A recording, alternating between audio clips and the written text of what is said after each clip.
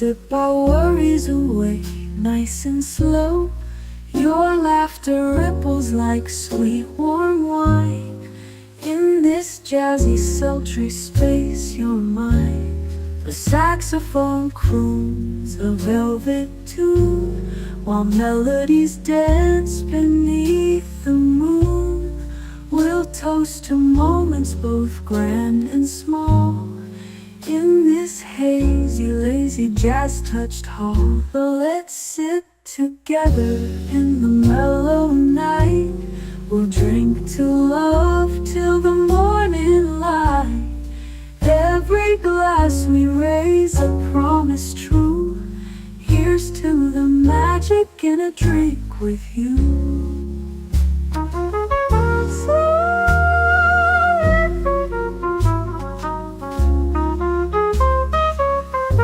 Your eyes, they sparkle with every click. Sweet rendezvous over a simple drink.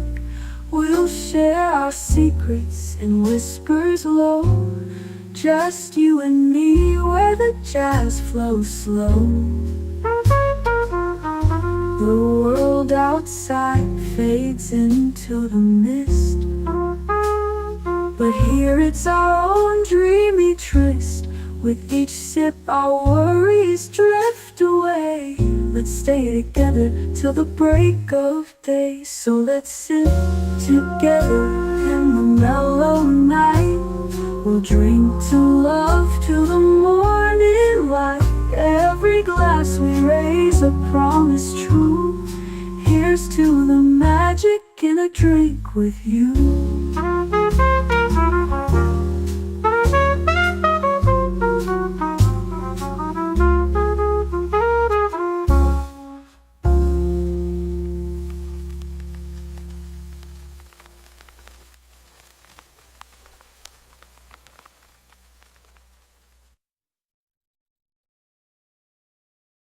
The following live stream has been approved for appropriate audiences.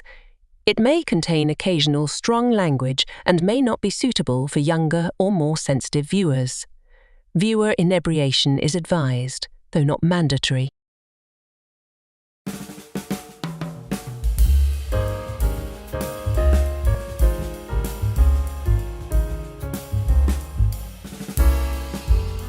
Before DC and Marvel started their cinematic universes, the dramas of daytime TV had whole spiderwebs of shared worlds and storylines. We tend to be dismissive of the normies when it comes to our complex, long-historied franchises, but your moms were able to follow crossovers and continuities far more complex than anything you're used to today. We're going to dig into it with special guest subject matter expert Sir Torrhen Clegane. So top off your glasses, settle in, and get comfortable as we again revisit those fabulous daytime shows right now.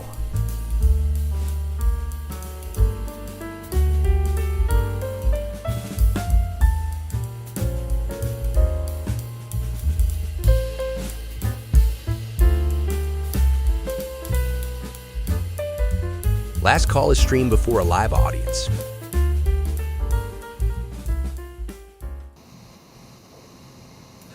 Salute and welcome. Hope you guys are already off to a wonderful weekend. Happy Friday to you all. This is where we come together and decompress from a brutal week. And I know we have all had a very, very brutal week.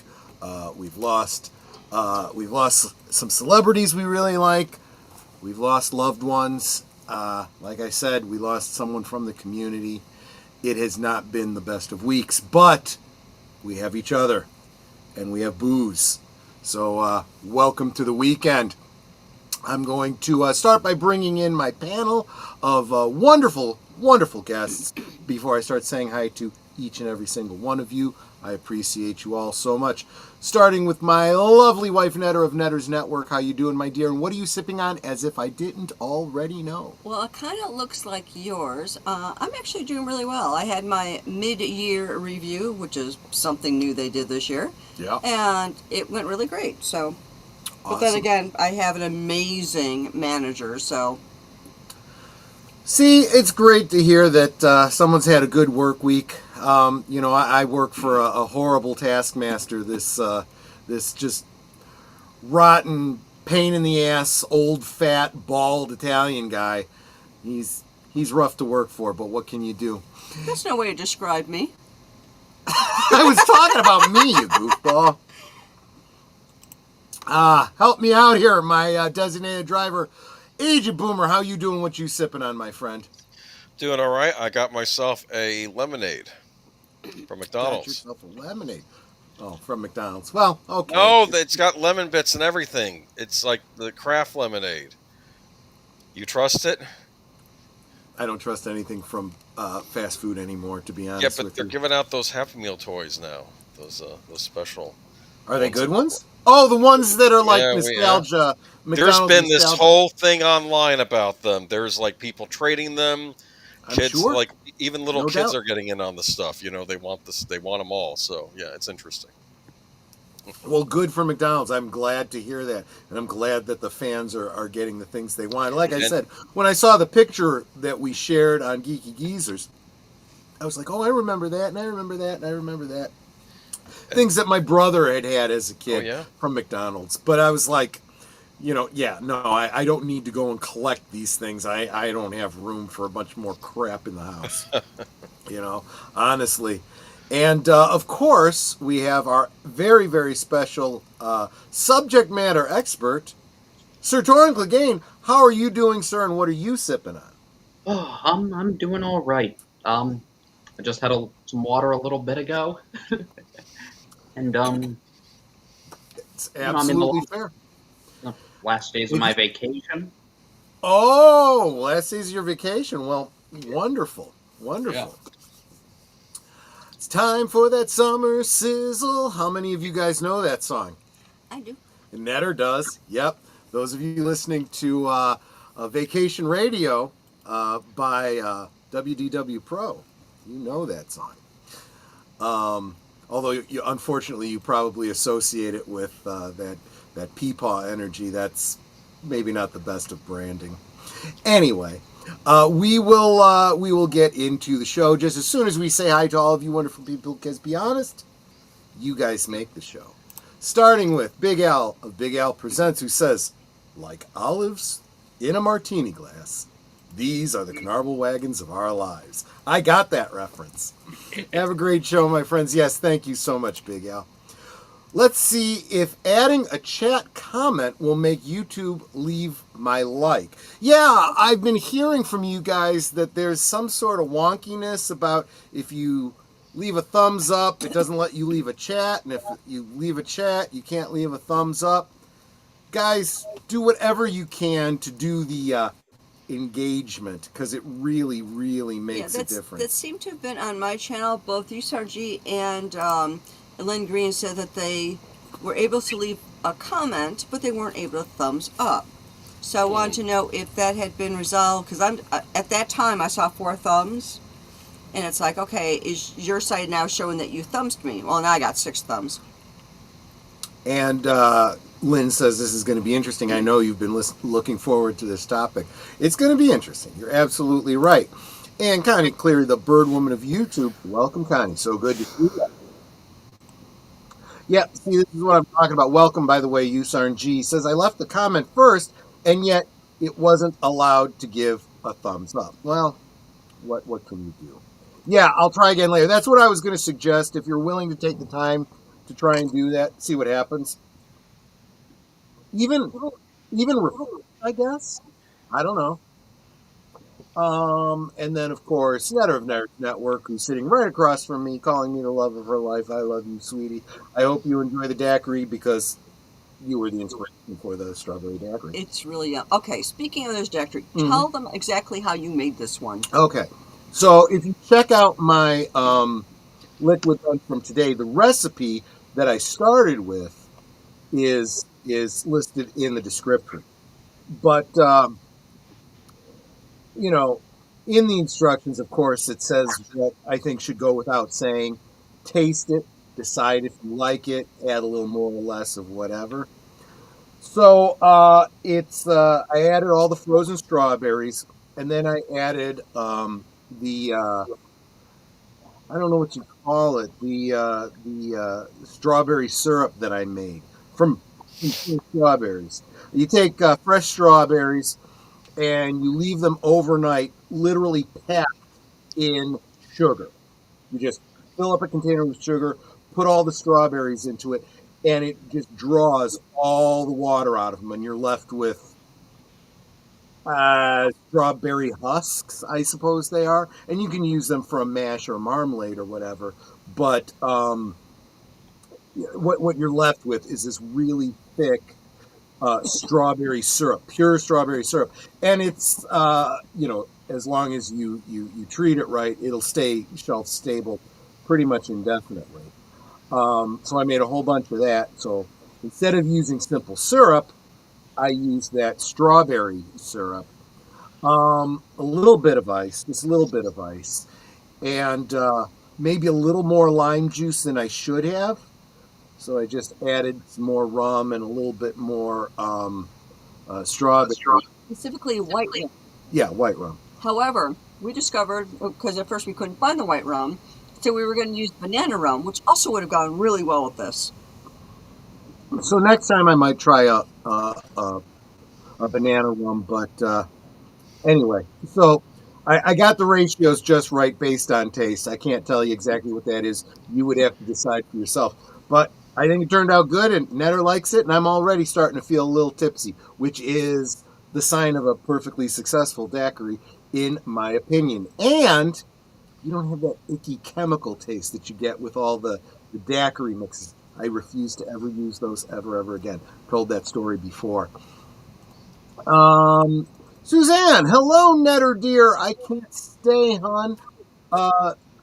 Too sick, but wanted to say hi and hope you have a great stream, Suzanne. We hope you feel so much better. We really do. Thank you for stopping by. You take care of yourself. Let's see. JPRPH1, channel member dropping the Canarble Wagon, the fedora, the channel logo, the brown mumbler. He says, howdy. Welcome, my friend. Good to see you. The tired midnight blogger, Curtis Selby. Salute, my friend. This guy here. This guy here. Good evening, everyone. I'm in two places at once. Mark Daly. Greetings from the Panhandle of Florida, a.k.a. South Georgia. Welcome, my friend. Jesse Guajardo. Welcome, my friend. Good to see you.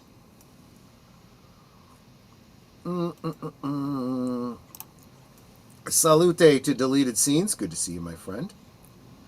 Who says like, share, subscribe, become a member. Yes, please do that. Do all the things, please. It really makes a difference. And Geek Flag with Nate Knows coming in with a $2 super chat to say, hi, everyone, let's chill out with Last Call. That is the goal, my friend. And since you are the first super chat of the night, I want to point to the goal that I have set. Really, I don't want it to seem like I'm, begging for money. I mean, I suppose I am. This is how I'm trying to make a living. But more importantly, I thought I would use this as a gauge to see what the level of interest was. We did our karaoke stream last week, and it seemed to be relatively successful in that I had a lot of people in the chat. A lot of people had previously, donated to for the previous goal to get the karaoke stream up there. But not a lot of people seem to want to sing. And that's fine if you're just entertained by those of us in the panel just singing. That's perfectly fine. So that's why I thought maybe I would do another poll.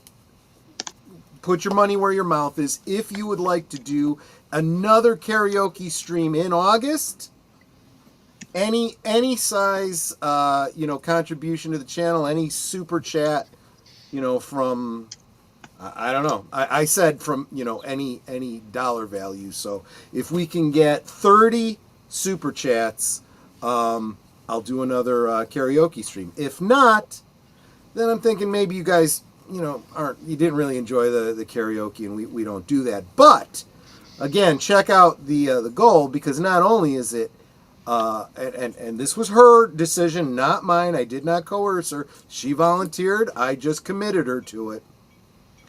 Not only will we have a karaoke stream in August, but Netter said she would sing this time. So you want to hear Netter sing, you might want to make sure that we get to that goal. So.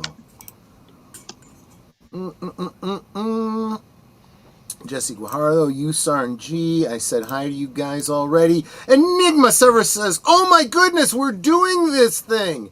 Yes. Are you surprised that we're going to be talking about daytime dramas? We've done it before. We may even do it again. We'll see. Since I dribbled on me, I figured you might need a straw. I don't know. Yellow or pink? I'll take pink. I'm secure enough in my manliness to use a pink straw. Yeah, I dribbled all down the front of my shirt, so I'm like, yeah. You know what? That actually works. Of course it does. Okay, so Suzanne says, hello, Troy. Can't stay. I'm not well today, but wanted to say hello and have a great stream. Yes. Again, I hope you feel better, Suzanne. You can always come back for the rewatch if you're so inclined and you have some free time and you're interested. You can certainly do that. Troy, I was enjoying the 30th anniversary of Gundam Wing with the new anniversary promo. Is this something that you know about, Age of Boomer? Oh, boy, could I talk about Gundam Wing. I will check out that anniversary promo. Is it like the original one they had on Toonami, but they made it up to date? Gundam Wing, I'll just bring it short. It's about a war in the future between Earth colonies and the Earth Federation. Okay. How these colonies are wanting to break off from Earth and a war ensues. That's usually how Gundam series take. And I don't want to get any more into it. It'll take too long of a stream to talk about it. But it's political intrigue, war. It's very interesting. Space battles, and also battles on Earth and on the colonies, too. Yes. So, Geek Flag says, I'm sipping on a Rock Creek peach soda, which sounds really yummy, with an 1812 bourbon whiskey chaser. I've had 1812 bourbon. That's some good stuff. Good on you, mate. Good on you. Robert's Infinite Realm. Hello, Boomer, Troy, and Netter. Wild, sad, and happy weekend. Yes, absolutely. Or week, absolutely. Yes, you are not just whistling Dixie. Mark Daly says, hello, Netter, looking good as always. I have to concur. Merci. FKHC 2005, whom we lovingly refer to as Tim, says, I'm going to Paris next spring, maybe. I will be seeing the Parasites. What? Parisians. He quotes the Three It was a Stooges. joke, Oh, Boomer. I see. All right. Calmate. I can't get over the 30th anniversary of Gundam Wing and Endless Waltz. There you go. Yes. It's. I'm sure it still holds up very well. But I'll chat about that some other time. That'll be interesting. Okay, I'm guessing this is a tune that I should know, and it's not ringing any bells. I'm doing all right, getting good grades. My father's so bright, I gotta wear shades. Oh, my future's so bright. I gotta wear yeah. Oh, the name of the band is like right on the tip of my brain. Yeah, well, I can't see your brain, so I can't read it. Male singer. Give me a second. So far, I haven't had any problems. I thumbs up everyone. Thank you so much, Deleted Scenes. Yeah, that's the other thing. Huey Lewis in the News. Huey Lewis in the News. There you go. I didn't know that one. Is that off of the sports album? I don't know if there's a sports album. Hold on. Yeah, that's the thing about YouTube. They're not consistent, which is a problem. Andrea Black. I see 7 thumbs up. Well, thank you so much for being that 7th thumbs up, Andrea Black. We certainly appreciate that. You encourage us so much. Deleted Scenes says, hashtag Netter Sings for $5. Thank you so much, Deleted Scenes. And we are at 2 out of 30, what are they called? Super Chats. Like, share, subscribe, comment, and become a member, says Geek Flag. Thank you so much, my friend. Thank you. I should start keeping track for Troy, you. it's called a strawberry slurry. Yeah, it kind of is. You're kind of right. When I was talking about the history of the daiquiri today, looking at the recipe for the original daiquiri, I was thinking, I think I want to try that sometime. It's a very different kind of drink. I'm not one for public singing, but I tried to get in, but the link wouldn't open for me. I'm thinking it was an internet problem on my end. Well, keep in mind, too, there was the whole, we went over to Rumble, and then in Rumble, that's where I put up the link to come join me in the studio. At least I think that's where I put the link. I actually don't remember how I did it now, but the important point is we're going to be doing it on Rumble. So we'll start out on YouTube, then go over to Rumble, follow the link in the description, and then, yeah, so that's the plan on how to do it. You can't do karaoke on YouTube. You'll get copyright strikes and the stream will come down. And Mark Daly has a great insight. He says the hardest part of karaoke is balancing the buzz. Need to be drunk enough to do it, but not so drunk you can't get the words right. That's fair. That is absolutely fair. I dig that. That was the situation the first time I went to karaoke with that lady sitting across from me. She's the one that one of our first dates was we went to karaoke, and I had to get a couple drinks in me before I'd get up there and sing. And she knew what she was doing when she encouraged me and said, "Oh, you sounded great." I probably sounded like crap, but she encouraged me. You sounded great, so I kept doing it. DJ Ronnie G, channel member, thank you so much for being here. He says, good evening, and welcome to you, my friend. Let's see. Robert's Infinite Realm says, there's a polecat, a skunk, outside my house. Didn't know till I stepped on the porch. That smell. Yeah, that's not fun. Wasn't sure if it was a joke or autocorrect. Fair enough. Bear with me, folks. I don't want to miss any of the comments. The name of the song is I Gotta Wear Shades. yeah, They use for the theme song from the sitcom Head of the Class. I never watched that show. That's why I don't know it. I would have let you hear a snippet, but I didn't want you to get struck. Mm-hmm. Probably right. Great to watch if you've seen the OG UC Timeline series. There you go. And the Horror King guest on Netter's Network last Thursday.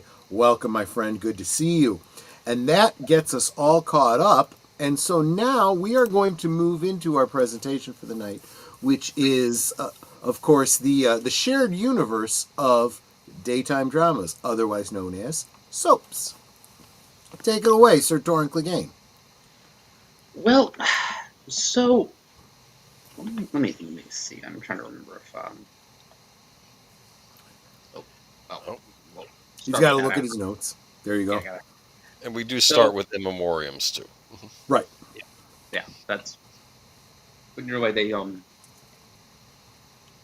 trying to remember how I did this in my outline. Well, you didn't have the in memoriams on the outline, so Yeah, we could start with those and then jump right into the other rest of it. Yep. So, yeah. Okay, So in memoriam. Yeah. So Eileen Fulton, who was the one of the great vixens of daytime. Yep. She played Grimaldi on As the World Turns for 50 I can't years. believe 91. That's just boggling my mind. Yeah. She was married to the show's original protagonist, Bob Hughes, at the very beginning. And for more than 30 years, she was a major character in the story. In fact, there's this very humorous story.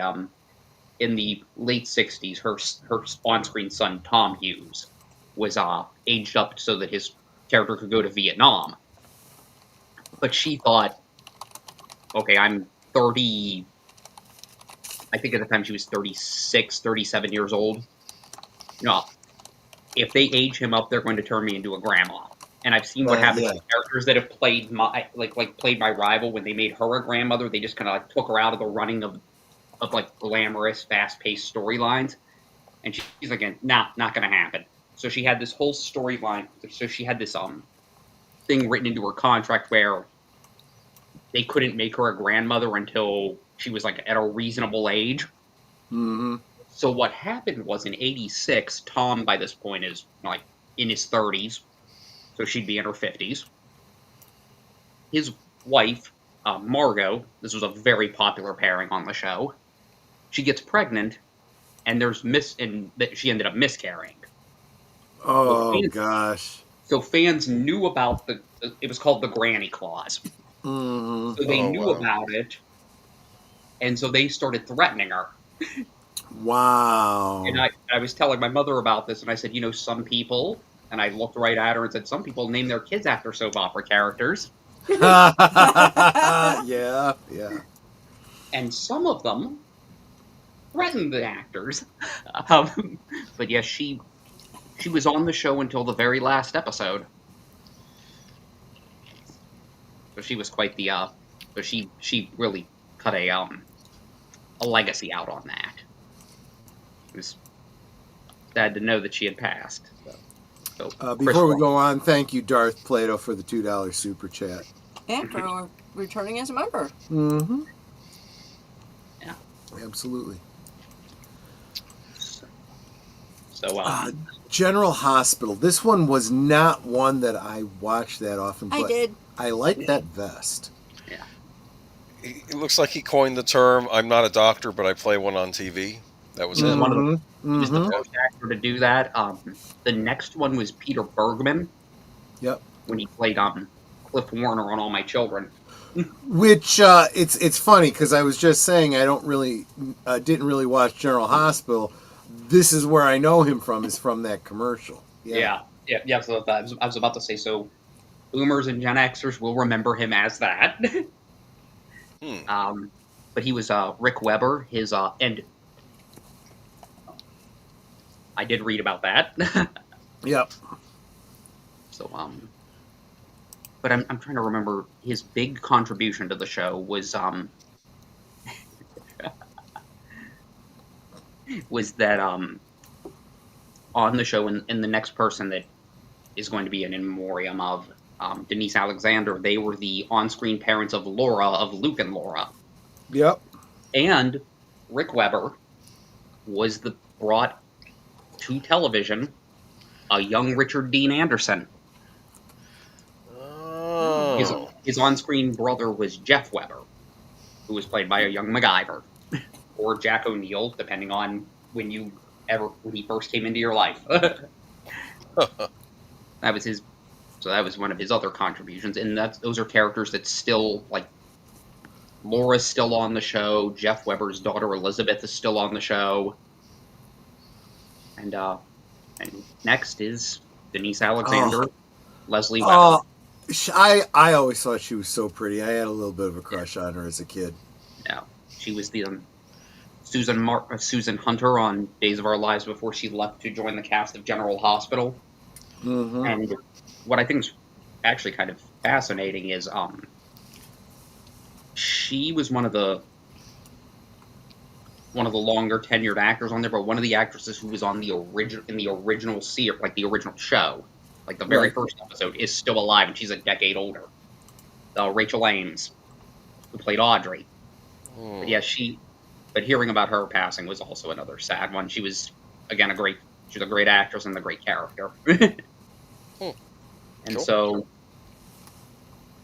next up, there's the two of them. Yeah. And now, as stated when we last left off, at our last stream, I said that the John Black story had not been finished. And it's been concluded as of June 2nd. So, just the one pick. Yep. So, in order to explain what happened, I kind of have to scale back to the 50th anniversary. Mm-hmm.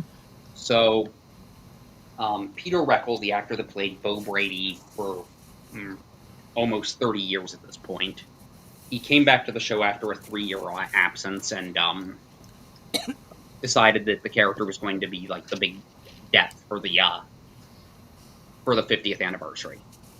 And I think a lot of this had to do with him wanting to spend more time with his wife and his young daughter, and so Bo passes away with his wife and his family around him, and years go by, and he makes guest appearances every now and then as a ghost. Mm-hmm. And so what ends up happening is that in 2022, I believe it was, the spin-off series Beyond Salem brought back a storyline that was from the 80s, the Three Prisms storyline, which I did not talk about in the last stream, because I don't know the whole context of it. Right. But what it was supposed to do was it was supposed to like cure Stefano of his brain tumor, but what his daughter Megan, who's a ex of Bo, did was she used it to bring him back to life. And then during that, he ended up getting killed again and then brought back to life again. Yeah. Wow, only in soaps, right? Right. So in the last couple of years, Bo's been off screen. And so finally they decided with Drake Hodgson passing away, this was the way to write him out. And as fate would have it, this November is going to be the 60th anniversary of Days of Our Lives. So I thought that was kind of an appropriate. I'd rather it not have happened, but Sure. Well, Bo's kidneys, which is a long-term time issue for the character, were shutting down, and so his son Sean discovered this experimental drug that might be able to save him. So Sean, Steve Johnson, Bo's wife Hope, and a returning John Black, which, as fate would have it, a unnamed actor, well, not an unnamed actor, but, an actor you don't get to see the face of. That's how he was introduced, and that's how he makes his exit. Which I always enjoy I always like symmetry like that. So they get the drug. During the mission, the lab catches on fire and John's severely burned. So he's wrapped up in bandages just like he was originally. And they brought back a bunch of different characters. His Roman's daughter Carrie, who he more or less raised, Marlena's grandson Will, his stepson Eric.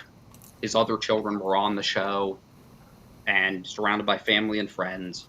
On June 2nd, 2025, John Black shuffled off his mortal coil.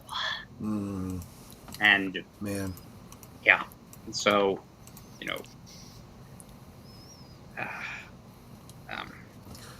yeah, this one was that was a rough one, and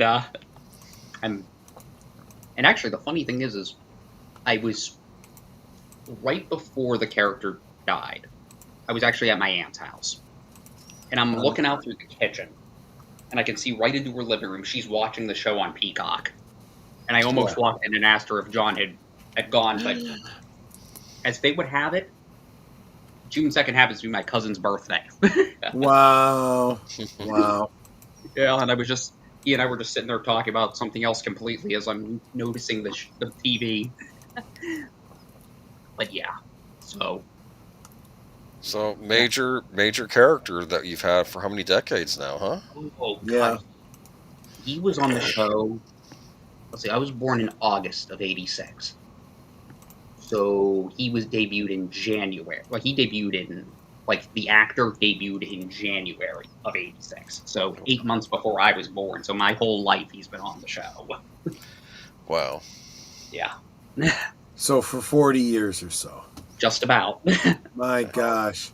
Real quick, Mark Daly says, cue the band. Don't know much about history. Don't know much biology. If you want to hear me sing the whole song, we got the goal for a karaoke stream. So, and I want to say hi to Real Wade Nation Gaming Clips who jumped in here. Geek Flag with Nate Knows says, okay, you guys are going to make me start you're going to start giving me mama flashbacks tonight, because as much as I was a Star Trek and Star Wars, my mother was all about the soaps. All 3 channels, every name, every backstory. Good, good. Good. It's good to keep those memories alive. It really is. Mm-hmm. Cool. So, Yeah, there you go. Get a drive-by like from Mark Melnikoff, who's still at the dilithium mines for the evening. So there we go. All right. so, as Drake would say, let's swing for the fences. Let's When swing for talking the about fences. this topic. Let's do it. Yeah. So, let me the minor Crossovers. What constitutes a minor crossover? Well, for me, what constitutes it is basically, a character switching shows. Okay. A character temporarily jumping over to it. And sometimes. So in other words, it doesn't go back and forth. It's just one character making a leap. Okay. Yep. So, for example, just move to Port Charles from where? Right. Yeah. Okay. Right. And one of the things I discovered was you have a better chance of it happening if the shows were created by the same person. Sure, that makes sense. Yeah. And so, which is funny because the first ABC crossover didn't have that. That was General Hospital and One Life to Live in, I think, 1968. Yeah. It's Steve So Hardy. wait. So Port Charles and Landview. Yeah. Mm-hmm. Yeah. And so, right. This is how bad I was. I had the from the role playing game for DC Comics Heroes. I had the Atlas of the DC Universe, and I would make up maps that added in. So you had like Metropolis, you had Gotham City, and so forth, and then I would put in Landview, Port Charles, all these other fictional cities. Funny. Yep. That's actually the reason why I thought this would be a good idea. So, right there is let me see. We were actually talking about the Hurricane crossover on what was that, Boomer? Where were we talking about the Hurricanes? The Hurricanes? Yeah, the Hurricanes that were on CBS. All the different shows had Hurricane crossovers. Yeah, that was when we were doing our must-see TV, I think, right? Friends and all that. Yeah. Yes. And Empty Nest and the Golden Girls and all that. Yeah. Right. Apparently they did it with the soap operas, too. Mm. Sorry to interrupt you, Sir Torrhen. It's all right. So, right there's Steve Hardy. That's actually Jeff Weber's biological father. And right over there, that is that's not Jim Craig, but that's actually Ben Davidson. But he'll actually be kind of important to one of the crossovers. I see. Sorry, must have got all right. I was doing my Google search. All right. But yeah, you'll have things like hold on, let me go through here. Oh, Jesse and Angie from All My Children. Yep. So she would end up leaving the show and joining a show called Loving, which was co-created by Agnes Nixon. Right. And she ended up in the continuation series, The City. What I thought was very interesting was Jessie had gotten killed off in the 80s. Mm-hmm. And they had the two actors work together on another show where she met a character named Jacob. And since the chemistry was still there, they had those two characters get together. So in the end, Jessie and Angie had their happy ending. That's funny. Oh, that's wild. Yeah. Of course, they ended up bringing him back on, Jessie back on All My Children. So they actually got the two characters back together. Cool. Yeah. That was, I'm trying to remember who. That's Karen Black, isn't it? Or not Karen Black. Karen, what was her name? Oh, she was on the one from Who's the Boss? Yeah. What's her name? Judith Light. Oh, Judith Light. That's her name. Yeah. Marco Dane. Marco Dane. If you remember Marco him. Dane, one life to live. Yep. He actually spent a year on General Hospital. Mmm. So, and then he ended up Okay. jumping back. So yeah, him and Judith Light. It's weird too because it's the damnedest thing. I was actually looking at the characters, and you think I'd remember that face? Right? I don't know what her character's name was, but when Who's the Boss started, I remember my mom saying, "Oh yeah, that's so and so from Karen General Wolak. Hospital or whatever." Yeah, there you go. Okay. This was, I think, actually, if I'm looking, if the scrubs or anything they go off of, this is right before they switched her sister's dead baby with a living one. Wow. Does this happen a lot on soaps with the babies? Yes. Well, there's that line in the song, right? The baby you brought home was someone else's. Too bad. 5 days a week, you know, that's how it goes on those fabulous daytime shows. And demonetized. I didn't get demonetized when I actually played the scene, so I'm figuring I'm okay. All right. So, Tracy, as mentioned, she appeared on The City and General Hospital, where she's probably most prominent. Oh, jeez. Wow, this is going back a ways, isn't it? Oh yeah, I can't remember. Oh, I think that's Mike Bauer. I think he was actually in the very first soap crossover, 1960s Another World. He was engaged to the character of Lee Randolph, and they never got married because she ended up dying. But here's the wild part about that. It was the first time networks had crossed the streams. Wow. Another World was on NBC, and Guiding Light was on CBS. Wow, there you go. Two of my mother's favorites. I just want to throw out there, though, that the idea of a show moving networks used to be not all that uncommon. If you were a fan of the $6 Million Man, it had a spin-off called The Bionic Woman. She changed networks. So you had the $6 Million Man and the Bionic Woman on two different networks. Wonder Woman started on one channel, and then she moved to another one. I think it was from CBS to ABC, I want to say. I'm not 100% positive. It happens, guys. Mm-hmm. And... trying to remember. I think is that Bo? No, that's not Bo. No, that's not Bo. Oh. But I recognize the face. It's just he's so young. I should probably know who that is, but since I put the picture there. But yeah. We can slide through there. But trying to remember him. You're like, yeah. Oh, so Bold and the Beautiful and Young and the Restless in the same room. They were created by the same people. Right.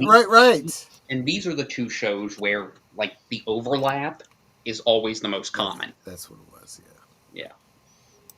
And so, because William J. Bell created both shows. And so, that was Roman. Okay. There you go. Thank you, JPRPH1. Yeah. Looking out for us there. All right. So, let's see. Erica Slezak. She a villain character? No. Well, depends on what personality she was. What do you mean, what personality? Was she Vicky? Well, was she Vicky Lord, or was she Nikki Smith? Does someone clonk her on the head and then it's like King Tut on the old Batman show? No, not quite. But they did have a storyline where they got into what caused her multiple personality disorder. But the thing I've always said about Erica Slezak was she was such a good actress that when she was playing Vicky and when she was playing Nikki, she played two very different characters, and you could tell just by the look on her face which character she was playing. And you could tell when she was one pretending to be the other. She put that much thought into how she played the character. Well, it's just like that other actor, the one that played Adam and Stewart. Absolutely. Oh, he's going to I be love mentioned here Stewart. too. I love Stewart. I loved Stewart, yeah. So that's why I think just from this still frame, I'm thinking she's Nikki Smith in this scene. She might be Jean. Oh. Gatekeeper. There you go. There you go. That looks like the face of Jean. There you go. There you go. See, this is what I'm talking about. You know, just the way they emoted, you could kind of tell. Yeah. Another. I think this was. I want to say this would be on Bold and the Beautiful because there's Eric Forrester. There's Right. Lauren Fenmore. She's originally a Young and the Restless character, and I want to say that looks like Donna. But Cool. yes. So. And there's him with Lauren. Those two had a history. Mm-hmm. Drinking martinis. I like that. Ridge Forrester from Bold and the Beautiful with Ashley Abbott of Young and the Restless. They were in. Hi, Ashley. Looking good there. I was about to say, she still looks great. And these are the major ones, which in this case, there are overlap. Yeah. So they end up affecting both of the shows they're involved in. And this one, initially, I don't know if it was planned to be a crossover. Because I think what they had was, they had the character, they had the name, but I don't know how much they were going to connect the dots. And that character was Alexandra Devane. And for anyone who is a fan of Charmed, that's Patty Halliwell, the mother of the Charmed ones. That is right. Yes. Yes, she is. Vanilla, she's still on the show today, right? The actress, right? Uh-huh. Yes. So, I loved her accent. Oh, she was so sweet. Yes. And also, What is that? What kind of accent is that? Is that Australian? She's English. English. Okay, English. Never English, mind. yeah. Okay. Her character's ex was Australian. Oh, I see. Right. Okay. And another one was Scottish. But she starts, so in order to, so like I said, I like to circle back to sort of give context to Right. how the story starts. And this story, what eventually became the Twin Switch, has some interesting backstage issues. So, Finola Hughes originally joined General Hospital as the character of Anna Devane. Now, I think the reason for casting her is they wanted to have a new female protagonist for the show because Laura had just left. Oh, right. And since Luke was going with her, they had Tristan Rogers as Robert Scorpio. They brought him to the fore and let her as the main male character. And so they introduced Anna to the story. And for, I want to say 7 years, she was at the center of many of the big storylines.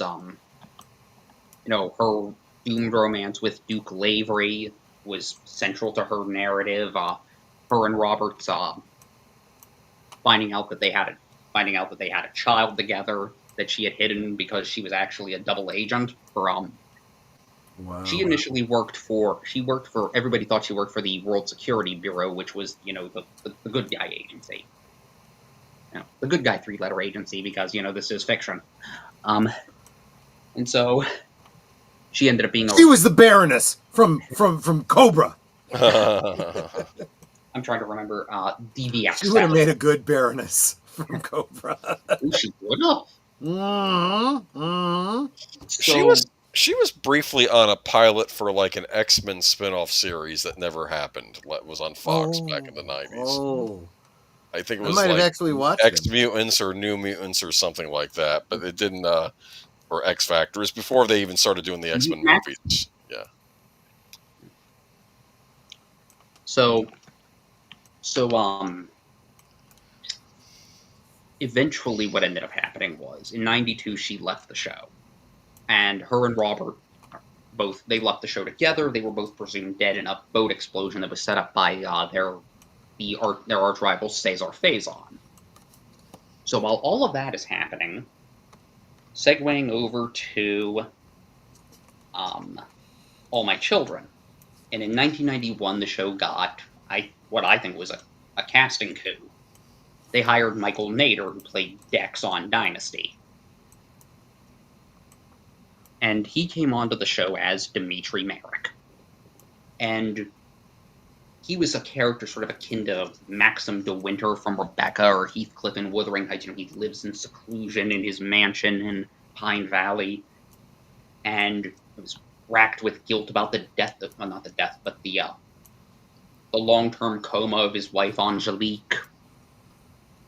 Well, eventually, you know, his paths cross with the show's most iconic character, Erica Kane. Yep. And the two of them begin a romance that dominates most of their storylines in the 90s. Well, by 91, the two of them had married and divorced twice. Oh. Okay, there it is.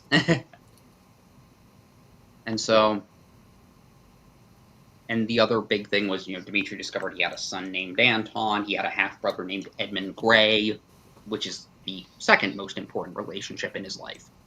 So, as the story begins, I'm sorry. I was just reading Mark Daly's comment.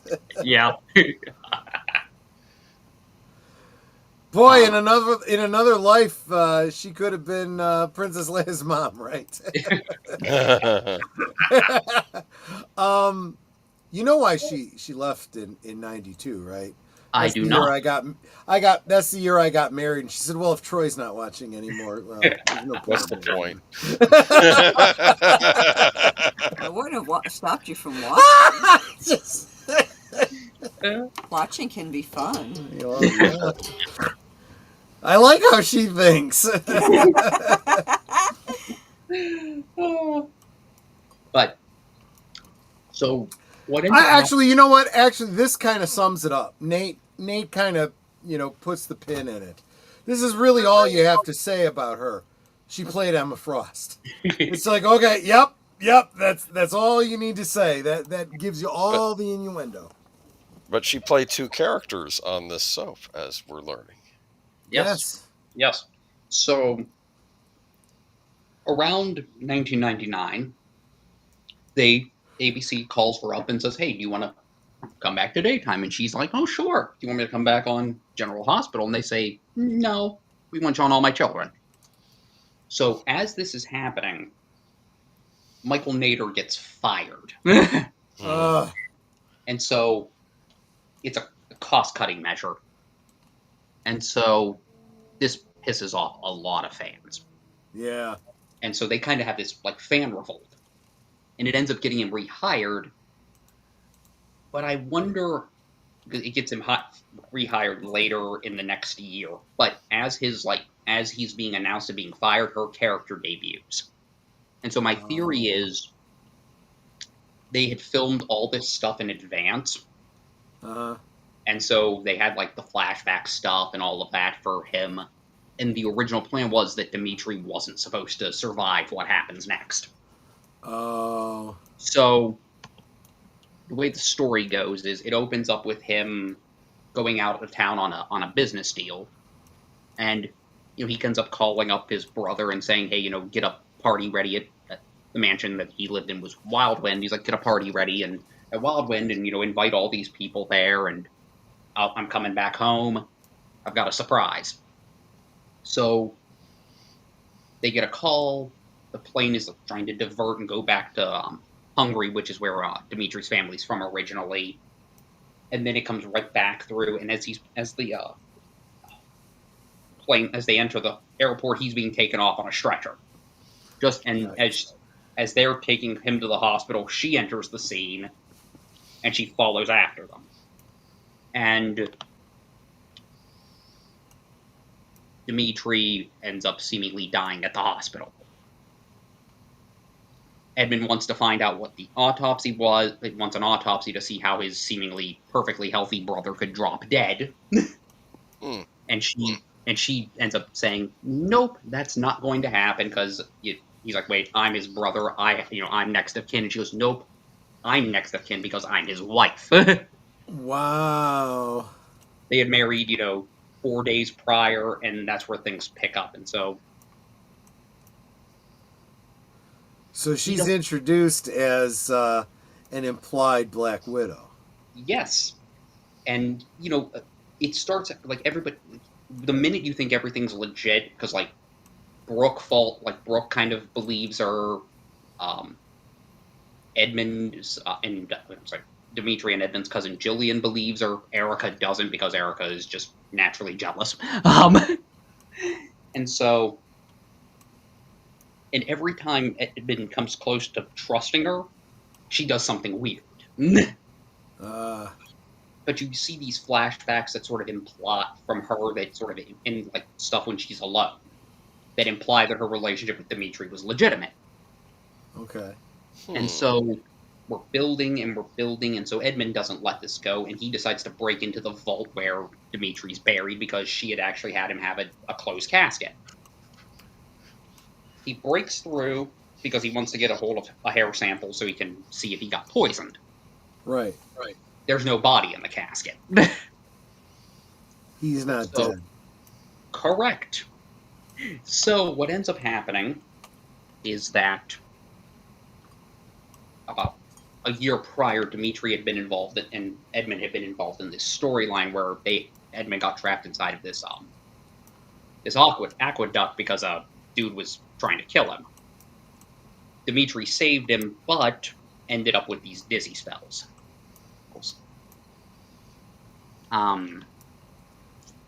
And so he had dizzy spells, and then so he decided to, and he was trying to figure out what was wrong with him. Well, it turns out he has this rare neurological disease that was shutting down his brain. So he'd gone to... So he was running for politics, is what you were saying. Yeah, something like that. Real quick, I am obliged at this point to say, booger. Booger. especially when I'm drunk. I know that there were some soaps that were grouped together, but I kind of always thought that they played fast and loose with the continuity. Okay, so Sir Torrhen might disagree with me, but I'm going to say yes and no. They did kind of play fast and loose with the continuity because sometimes they had to in order to accommodate real-world situations like contracts and things like that. But by and large, they did a pretty good job of keeping track of the continuity because the fans did, and they knew that the fans did. Mm-hmm. It was kind of crazy how well the fans kept track of. Well, look, you got to think of soap operas as a franchise, just like you think of your comic book franchises, Star Wars, Star Trek, whatever. Just the way we shepherd our franchises, soap opera fans did the same thing. So Han shot first. Han shot only. That's right. You're right. Greedo never even got a damn shot. You're off. right. I forgot because it's been wiped from my memory. Okay, but anyway. Well, and look, this is not a semantic thing. This is I understand it's a reactionary thing. If people say Greedo shot first, in the special edition, Greedo shoots and then Han shoots, right? So everyone says, no, Han shot first. Not thinking through the fact that, no, if Han shot first, Greedo never got shot off. So Han shot only. Okay, sorry. There you go. Yeah. Although, what he was saying is sometimes there are errors, but you have to remember, long-term shows will have those. Guiding Light had quite a few, and keep in mind, 4 full human generations were born during the time that show was on the air. That's true. And a lot of times, this is something I don't know if they talk about much, but sometimes it was the actors themselves that kept track of their own characters' continuity. Yeah. And would say, no, wait a minute. Erica Slice. Oh, okay. She was great about that. Yes, she was. So she's actually who I was thinking of when I was saying that. Yeah. Yeah. So what ends up happening is, so he went to Alex for the treatment. They had fallen in love, and then he goes. Look at her. How could you not? Exactly. Trying to see what's the next one here. Oh, Go that's ahead. It might be connected to that one actually. and Yeah. I think that's her and Edmund. Yeah. So yes, it does lead into this. So Alexandra Devane, I forgot to mention that was her character's name, or Right. Alexandra Merrick. so And you see that face, you can hear the accent. yeah. So the next big reveal is that Dimitri had faked his death in order to face his illness alone, where his not bring his family along for the ride. So what they end up doing is, and remember, this is the early 2000s. People thought stem cells were magic. Right, exactly. So they're able to finagle Colby Chandler, although at the time she was Colby Martin, because everyone thought Jake Martin was the father. They got a hold of her stem cells to use in an experimental treatment to help Dimitri. He responds well to the treatment, but he disappears, and this is where I think was supposed to be the ending for his character. And so, he disappears, and he's presumed dead, and I think that was supposed to be the end of it. Because what ends up happening next is they jump into Alex's origins. Because she has some interesting skills. Not only is she does. Not only is she a brilliant neurologist, but she also speaks Russian, despite never remembering how she learned it. Is a master martial artist, which she doesn't remember learning. And she's having flashbacks to a young girl named Robin. So. She was also a ballet dancer. And, no, I'm sorry. Never mind. What?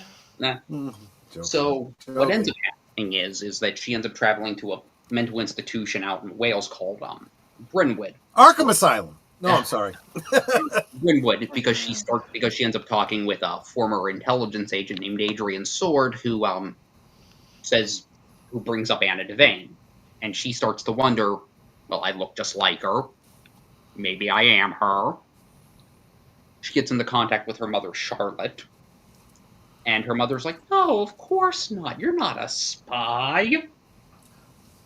Turns out her mother's been brainwashing people to be assassins. Inside that mental institution. Oh. So, her and Edmund go to Wales to try and figure out what happened, and she ends up revealing that, actually, you and Anna were two separate people. You were supposed to kill her, and you did. But the other surprise is, while they're there in the mental institution... I didn't even think of that, Mark. Winwood? Winwood? Did she find higher love? Oh. Just remember, you want me to sing that song for you. Yeah. We got to have a karaoke stream, so don't forget the goal.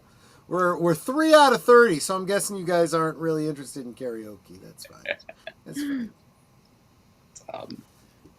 fine. Trying to remember what happens next. So, meanwhile, backstage, like in. Yep. Meanwhile, in the real world, the the revolt the fans had orchestrated got Michael Nader rehired. So Dimitri returns, and he's locked up in the mental institution. Of course. And so what ends up happening is he shows up. He ends up escaping from them because what he's doing is he's pretending to be catatonic. Someone goes to kill him. Charlotte decides to get rid of him. He takes out the guy. He runs back to Pine Valley. Him and Edmund end up meeting up, and at the same time, David is trying to save his life because he's still sick. And so, by the end of it, Charlotte ends up getting exposed and arrested. And then, well, by this point, Edmund and, as you can see, Edmund and Alex have started a relationship, but she ends up going back to Dimitri. And so, yes. And so, oh god, I'm trying to remember what comes next. Okay, let me check my notes. So he's acting like, no, I'm okay with that. It's cool. It's cool. It's cool. But he's obviously not. And so, late 2000, Alex disappears. And Dimitri has a habit of kidnapping, not Dimitri, Edmund has a habit of kidnapping Dimitri's women. He's done it with Erica. So he thinks, oh, Edmund's Skeptic. Wait, let's stop and think about that sentence for a second. I know, he's got this habit of no, he's got this habit of kidnapping women. I mean, it's just okay, and that's a story. That's a plot point. Yes, he's a romantic. Or okay, that's one way of looking at it. Yeah, yeah. It's called passion. No, that's a whole different show. Yeah. So what ends up happening is. Yeah. Right. Yeah. So. Well, I mean, we kind of glossed over the whole Luke and Laura thing, so let's just keep going, right? Yes. Yeah. So. Oh god. So. Dimitri thinks Edmund's done something to her, and so, but it turns out she disappeared on her own accord. She had been contacted by somebody up in Canada, and while she's in Canada, she discovers her twin. Anna's actually still alive. You are a terrible assassin, girl. Yeah, turns out she never actually killed her, and then. So everything is Anna's recovering. She starts to bond with Alex. Then, along the way, they get attacked by another assassin whose name is Gabriel. Turns out that their father could not keep it zipped. Because that's what they're And so eventually, Charlotte ends up hiring this one person who actually does kill somebody. But it's Dimitri's cousin, Jillian. For deleted scenes, I've got to interject real quick. He says, Luke and Laura, that's a whole other show and a lot of therapy. Yes, that's absolutely true. Every breath you take and every move you make. So, in 2001, and I'm probably glossing over a lot of stuff, but... That's fair. But a lot of stuff did happen. So, eventually... Jillian gets taken out by the assassin that Charlotte sent after them. Charlotte gets captured, and Alex and Dimitri decide to leave town. And from there, the two of them are never seen together in Pine Valley again. Anna, meanwhile, stays. Now, what had happened was, you know how Michael Nader got rehired? Well, he got busted for cocaine possession. Oh. What year was this? This was in 2001. Okay, yeah, they started to care about that then. Okay, never mind. So he got busted for cocaine possession. This led into a lawsuit that he ended up filing, because they said he breached his morals clause in his contract. He says he's got a disability because he's an addict. Huh. Interesting legal theory, yes. Yeah. And then eventually... I'm actually surprised he didn't go with the, what are you talking about? I did coke with all of you assholes. But yeah, so he ended up getting fired, and so they left the show together, and they wouldn't be seen together again. So what ended up happening was Anna ends up staying in town. And so she'd step into her role as a police officer, become the police chief in Pine Valley. She'd reunite with Rob and meet her nephew Aiden, which was her sister Lindsay's son. Team up with Ryan Lavery, who was the cousin to her late husband Duke. And she falls in love with David Hayward, who, in a very funny moment, got thrown down a flight of steps by her sister. Oh. Yeah. The two of them would As happens all the time, of course. Yeah. So he wasn't Alex's biggest fan. So the two of them end up having a daughter named Leora, who's named after David's, at the time, well, actually not at the time, he stayed dead. His brother Leo, who was played by a young Josh Duhamel, if you remember the show Vegas with James Caan. Yes. I've heard of it. Yeah, he was on that. I played, I think Danny was his character's name on that. Real quick, I do have to acknowledge Mark Daly says, Tom Connors is always talking about how Hollywood has to get back to cocaine and capitalism. Then maybe we'll get Congo 2. Sit down and shut up, Kathy. But yeah, the two of them end up, they end up losing their daughter. This causes a rift in their relationship. Their relationship ends when, and so does her time in Pine Valley during a murder mystery where David's one of the suspects. She ends up, giving him the evidence and saying, I'm going to Paris. Robin's there. Don't follow me. Booger, that's Harper Valley PTA. Another song I would be happy to sing if we hit our goal. So here's actually... Wait, who sang Harper Valley PTA? Was that... that wasn't... Vicki Lawrence was... that wasn't Vicki Lawrence. Night the Lights Went Out in Georgia. Hold on. Alexa, who sang Harper Valley PTA? Jeannie Riley, I think? I almost said Jeannie Francis. Alexa! Why don't you answer me, you stupid cow? Alexa! She keeps turning off. She's broken. No. Oh, no. Never mind. I want to say her name was Jeannie Riley. Janie C. Riley. Was that something like that? Yeah. Yeah. And I'm going to unplug her and plug her back in. And this is actually a very... Oh, sorry. She went blue on me earlier today. And I don't mean she was like saying dirty things. I mean she just had a blue light going. Oh, I thought she was a Democrat. Well, there's that too, yeah. Actually, if you ever asked her who should I vote for during the election, it was very clear that she was part of the whole Amazon thing. So just... Yeah. Hold on. Let me. And the actually, this is a fun little factoid. When Anna was pregnant, she was accosted in her house by this young man with a knife, and it was the introduction to the show of the character of the eventual Reggie Montgomery. You know who played the original Reggie Montgomery? I do not. Chadwick Boseman. Oh. You're kidding! Wow. Here's the best part. He would leave the show, and his replacement was Michael B. Jordan. Oh, that's so weird. Yeah. Oh, that's so weird. So that's how this... Wait a minute.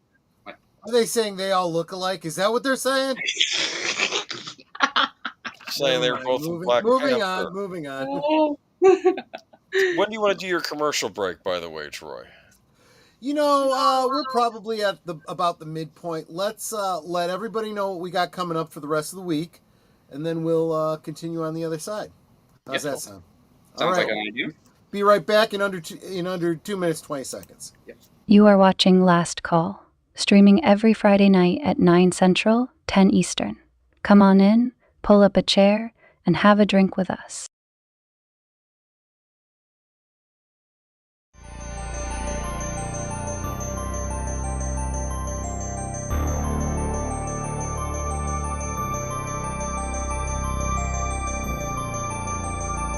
This week on Saturday Night at the Movies, David is 8 years late for dinner, and the U.S. government wants to know why. Come along on the greatest adventure of the summer.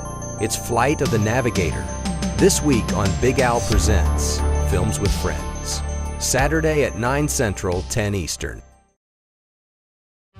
Every Sunday evening, Aged Boomer and Papa Pacelli bring you the rundown of the week's geek news, or at least what they think is interesting. You may have heard about it somewhere else, but Boomer and Pacelli put a spin on it you likely won't hear anywhere else. It's Geeky Geezers, every Sunday evening at 8 Central, 9 Eastern.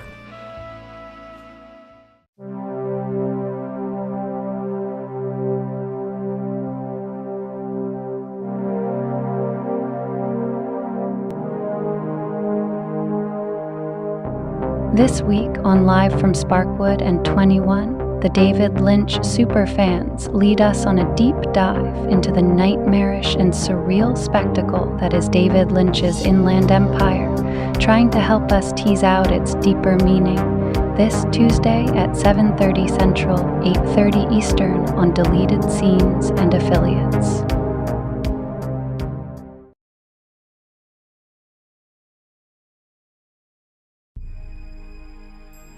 Has Avon gone mad? Having guided the Liberator to the man-made planet of Terminal with no explanation, he's teleported down, alone. Could this be the end at last? It certainly looks that way, as Servalan closes in and the Liberator begins to disintegrate. It's Terminal, this Tuesday on Last Call presents Blake 7 at 10 p.m. Central, 11 Eastern. Did you top off your glasses? We now return to Last Call.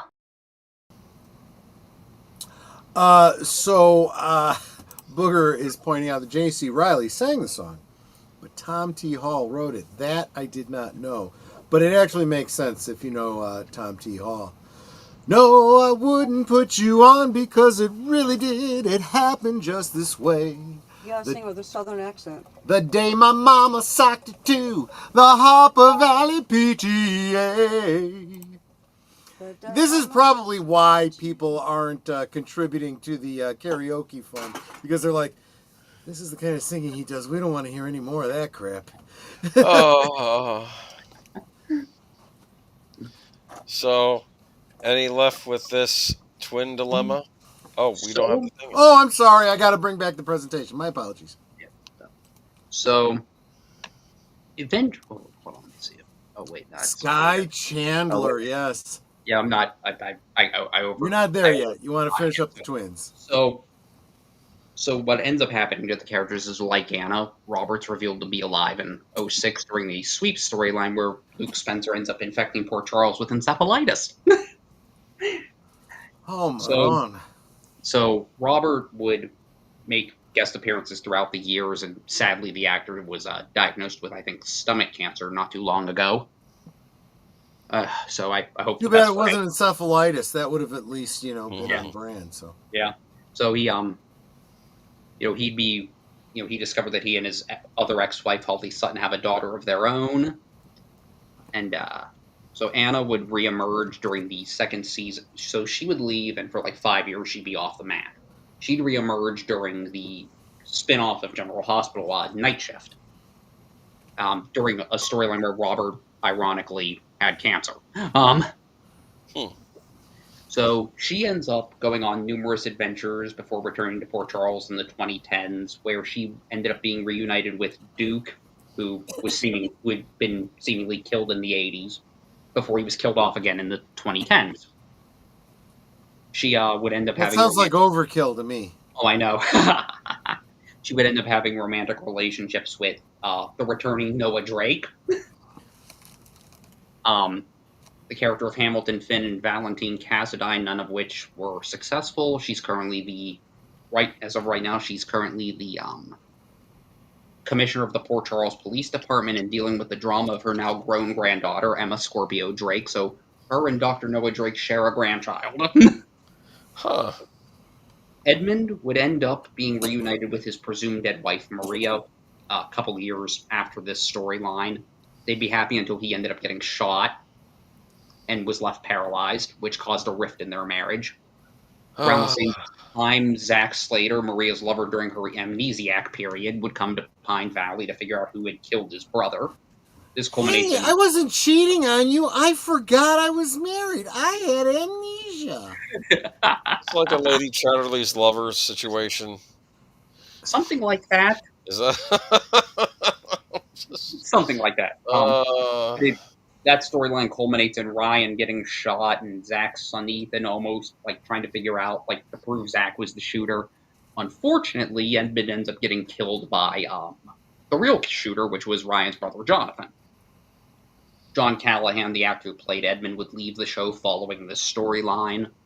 He'd end up being on Days of Our Lives for a couple of years before leaving the show, and sadly, he passed away following a stroke in 2020. Dimitri would end up revealing that he and Alex divorced sometime before 2013 when he returned to Pine Valley during the show's 2013 revival. And he'd stay on the show until it was canceled later that year.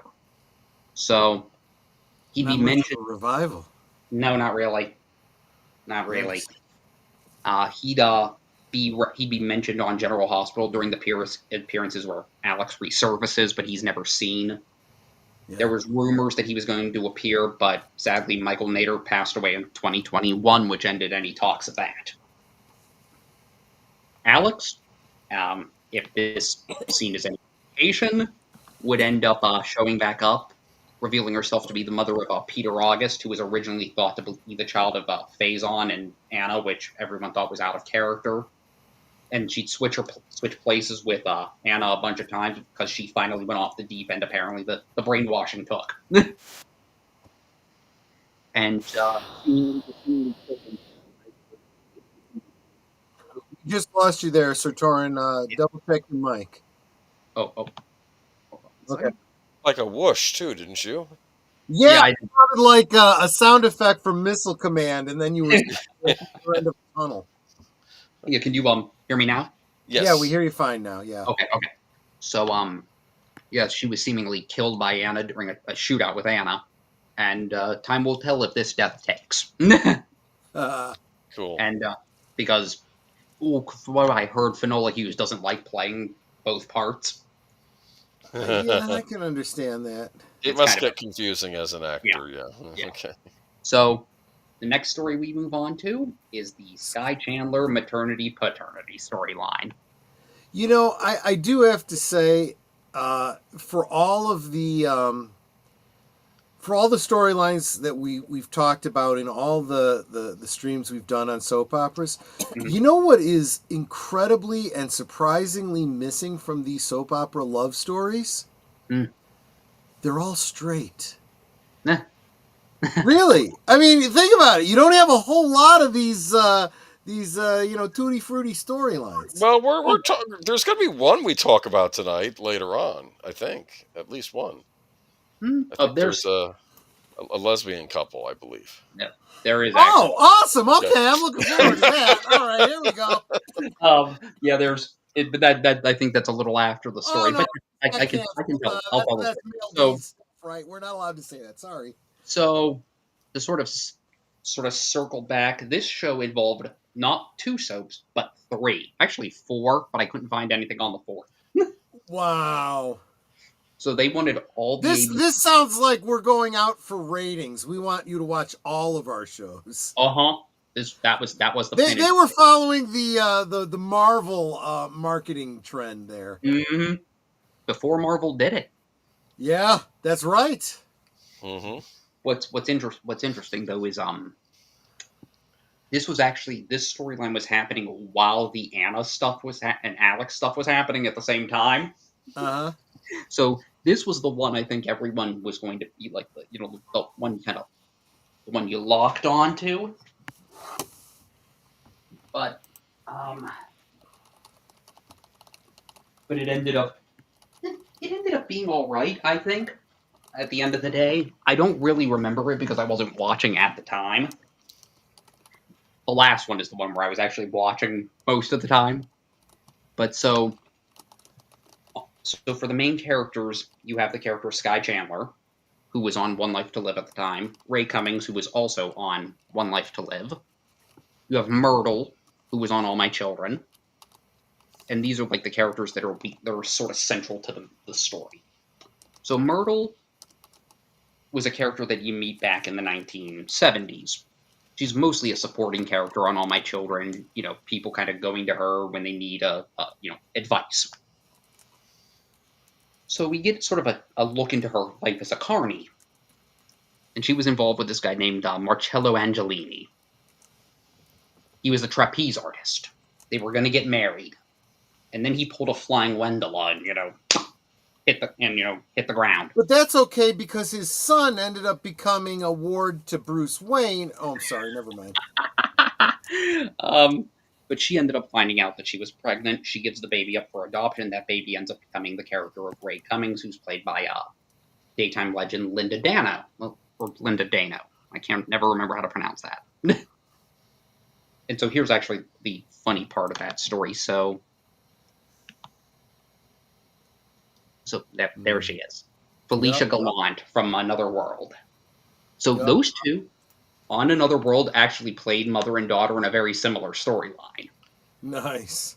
Yeah, so the suggestion I make at the end is actually kind of amusing because of the actor I picked. But so then her character, when she was in college, got pregnant, and that baby ended up being Sky Chandler, who ended up being adopted by Adam Chandler, and his first wife Althea. Let's see if those two did not like each other at first, because that's usually how these storylines go. But so, and the other main character in it is Dr. Alan Quartermain of General Hospital, who, if you guys have ever seen the 1964 Rodgers and Hammerstein Cinderella. Yes, I did. Prince Charming. No kidding. Okay. Yeah, for real.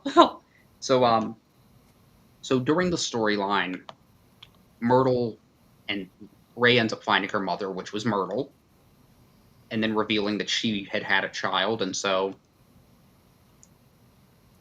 this leads into a whole storyline where Sky, who had been brought over to Pine Valley by Asa Buchanan, who was, as fate would have it, her stepfather, because he was married to Ray.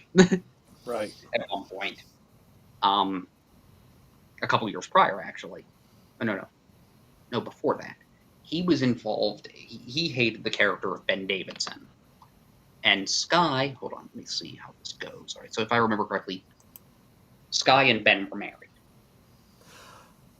You know what? Booger brings up a great point. Why do none of these evil twins have goatees? How are we supposed to know that they're evil? Well, that is an interesting point, because in soap operas, you are not supposed to be able to tell the evil twin from the good twin. In fact, they are supposed to, on occasion, fool people by pretending to be their twin. That's the way the storyline goes. Thank you, Deleted Scenes, for the $2 super chat. That brings us to 4 out of 30. He wants to see a karaoke stream next month. Also, I don't think women outside of Italian women can grow goatees. You got a point there. I know Italian women. They can grow things. European women can. So, okay, let's see. He wants to So Ben was involved with Vicky. Yep. And so he was trying to ruin that relationship. And so she ends up getting involved with Max Holden to help her with that. Yes. Max Holden, meanwhile, had conned Asa into thinking that he was his son, and she knew the truth, and Blair Kramer was part of that con. Well, to keep her quiet, Max ends up sleeping with Sky. And it turns out Ben is actually Asa's son.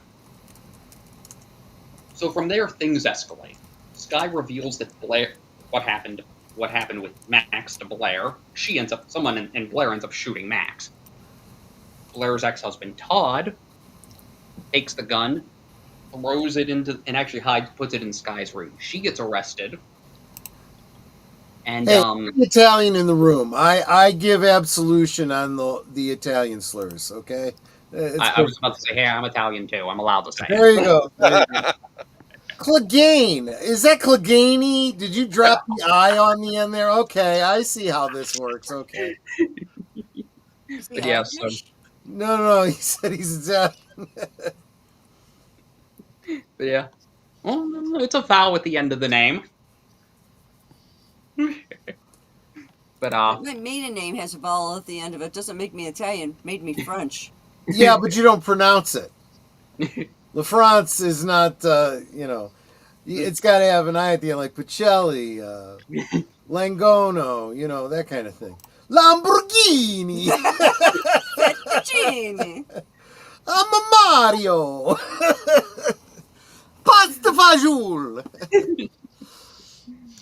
Agent Boomer wants to sing too. Yes, I want to hear more of the Man in Black. There you go. Well, I will do another Johnny Cash song if we meet the deadline. But go ahead, you were saying. I fell into a burning ring of fire. No, don't do it. Don't do it. Down, and the flames went high. Oh, this isn't really meant to be a singing stream, so if I got to cut this out later on, I see. Okay with that. Sorry, that's all I have for those picks. Sorry, but I don't know. She's rather good looking. So both mother and daughter. There you go. Yes. So I'm trying to remember how this all goes. So let me see. Blue skies shining on me. No, I'm sorry, the sky. Yeah. So Mark Daly says, I'm half Irish. I was allowed to say God created whiskey to keep the Irish from ruling the world. I like that. So, Mark, you're a little newer to the community, so you might not have ever heard this. But despite the vowel at the end of my name, Troy Pacelli, the Italian actually comes from my mother's side of the family because my father, his name was Tom Collins. I shit you not. And he claimed that he was of Irish descendancy. He was a redneck, let's be honest. But he claims that he was Irish. And let's face it, he drank like he was Irish. So, cool. Right. So who is she? Just asking for a friend. That's Sky Chandler. Yeah. So, okay. So where was I? So Todd plants the gun in Sky's room. Now Sky knows Ray's looking for her child, but doesn't realize she's said child. Ray ends up finding the truth during a confrontation at the police station where her boyfriend, Detective John Sykes... Just a moment. I do need to clarify.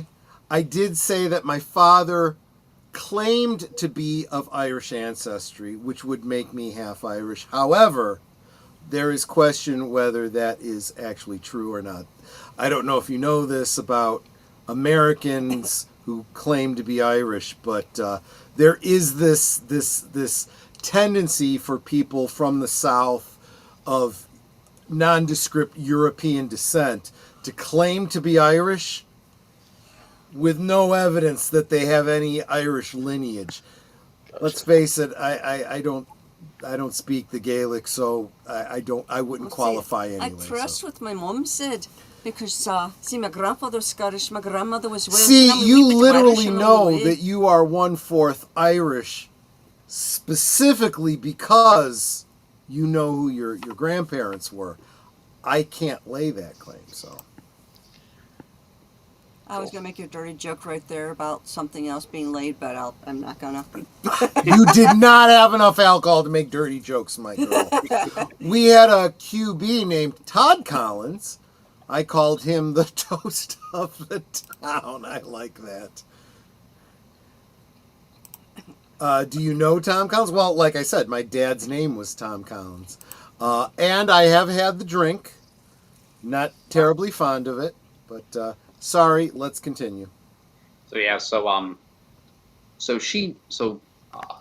Sykes, who's Ray's boyfriend, reveals to Ray that Sky is her daughter. Now, I'm not exactly sure how he learned that, but somehow this also is something that Todd knew. So eventually it's revealed that Blair was the one who shot Max, and her and Sky end up teaming up to expose.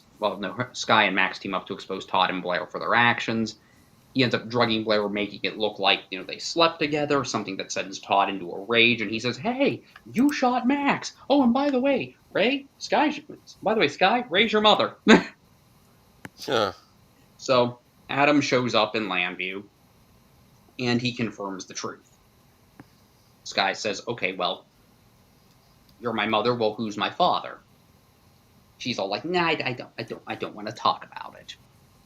Well, eventually she ends up having a conversation where she says that it's Dr. Alan Quartermain in Port Charles.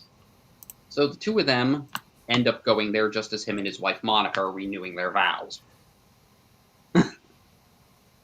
So it turns out Ray and Alan had a relationship, and Sky was apparently the result of that. Oh. And so Edward ended up paying to make the baby disappear, and that's how Adam's wife Althea got a hold of her.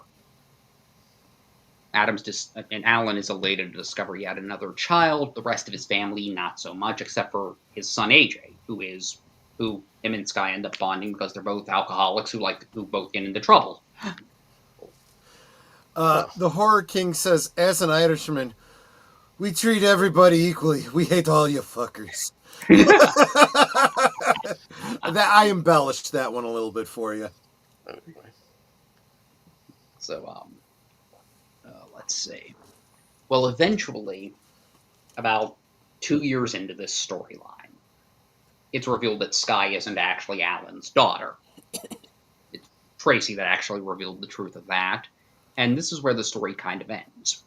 Sadly, I'll tell you what, if I lived in a soap opera universe, I'd be afraid to sleep with anybody. Yeah. You never know. They might be a relative of yours. Right. So the stories actually didn't have any resolution. It had resolution, but it didn't have like the finding out who the father was. My theory should have been this. My theory was this: bring John Aprea onto the show.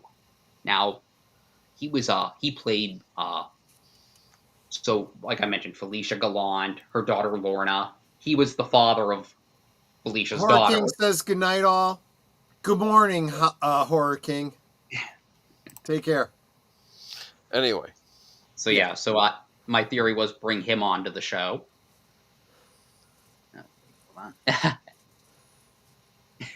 That could go either way, actually. But there you go. Yeah, no, that sounds like me. Because there's also Irish and German heritage. Actually, if my great-great-grandfather's naturalization papers or anything to go off of, Austrian. If you're half Irish and half German, were you weaned on beer? Just wondering. Anyway. But yeah, so like I said, Robin Christopher, the actress who played Sky, played Lorna on Another World. Felicia Gallant was played by Linda Dano. John Aprea played the father of Lorna. And I said, okay, bring him in. The fun fact, that actor was Grandpa Katsopoulos on Full House. Oh, there you go. Yeah. See, this was the thing my mom used to do all the time. We'd be watching a show and she'd go, "Oh, that's so and so from such and such soap opera." That's nice, Mom. Thanks.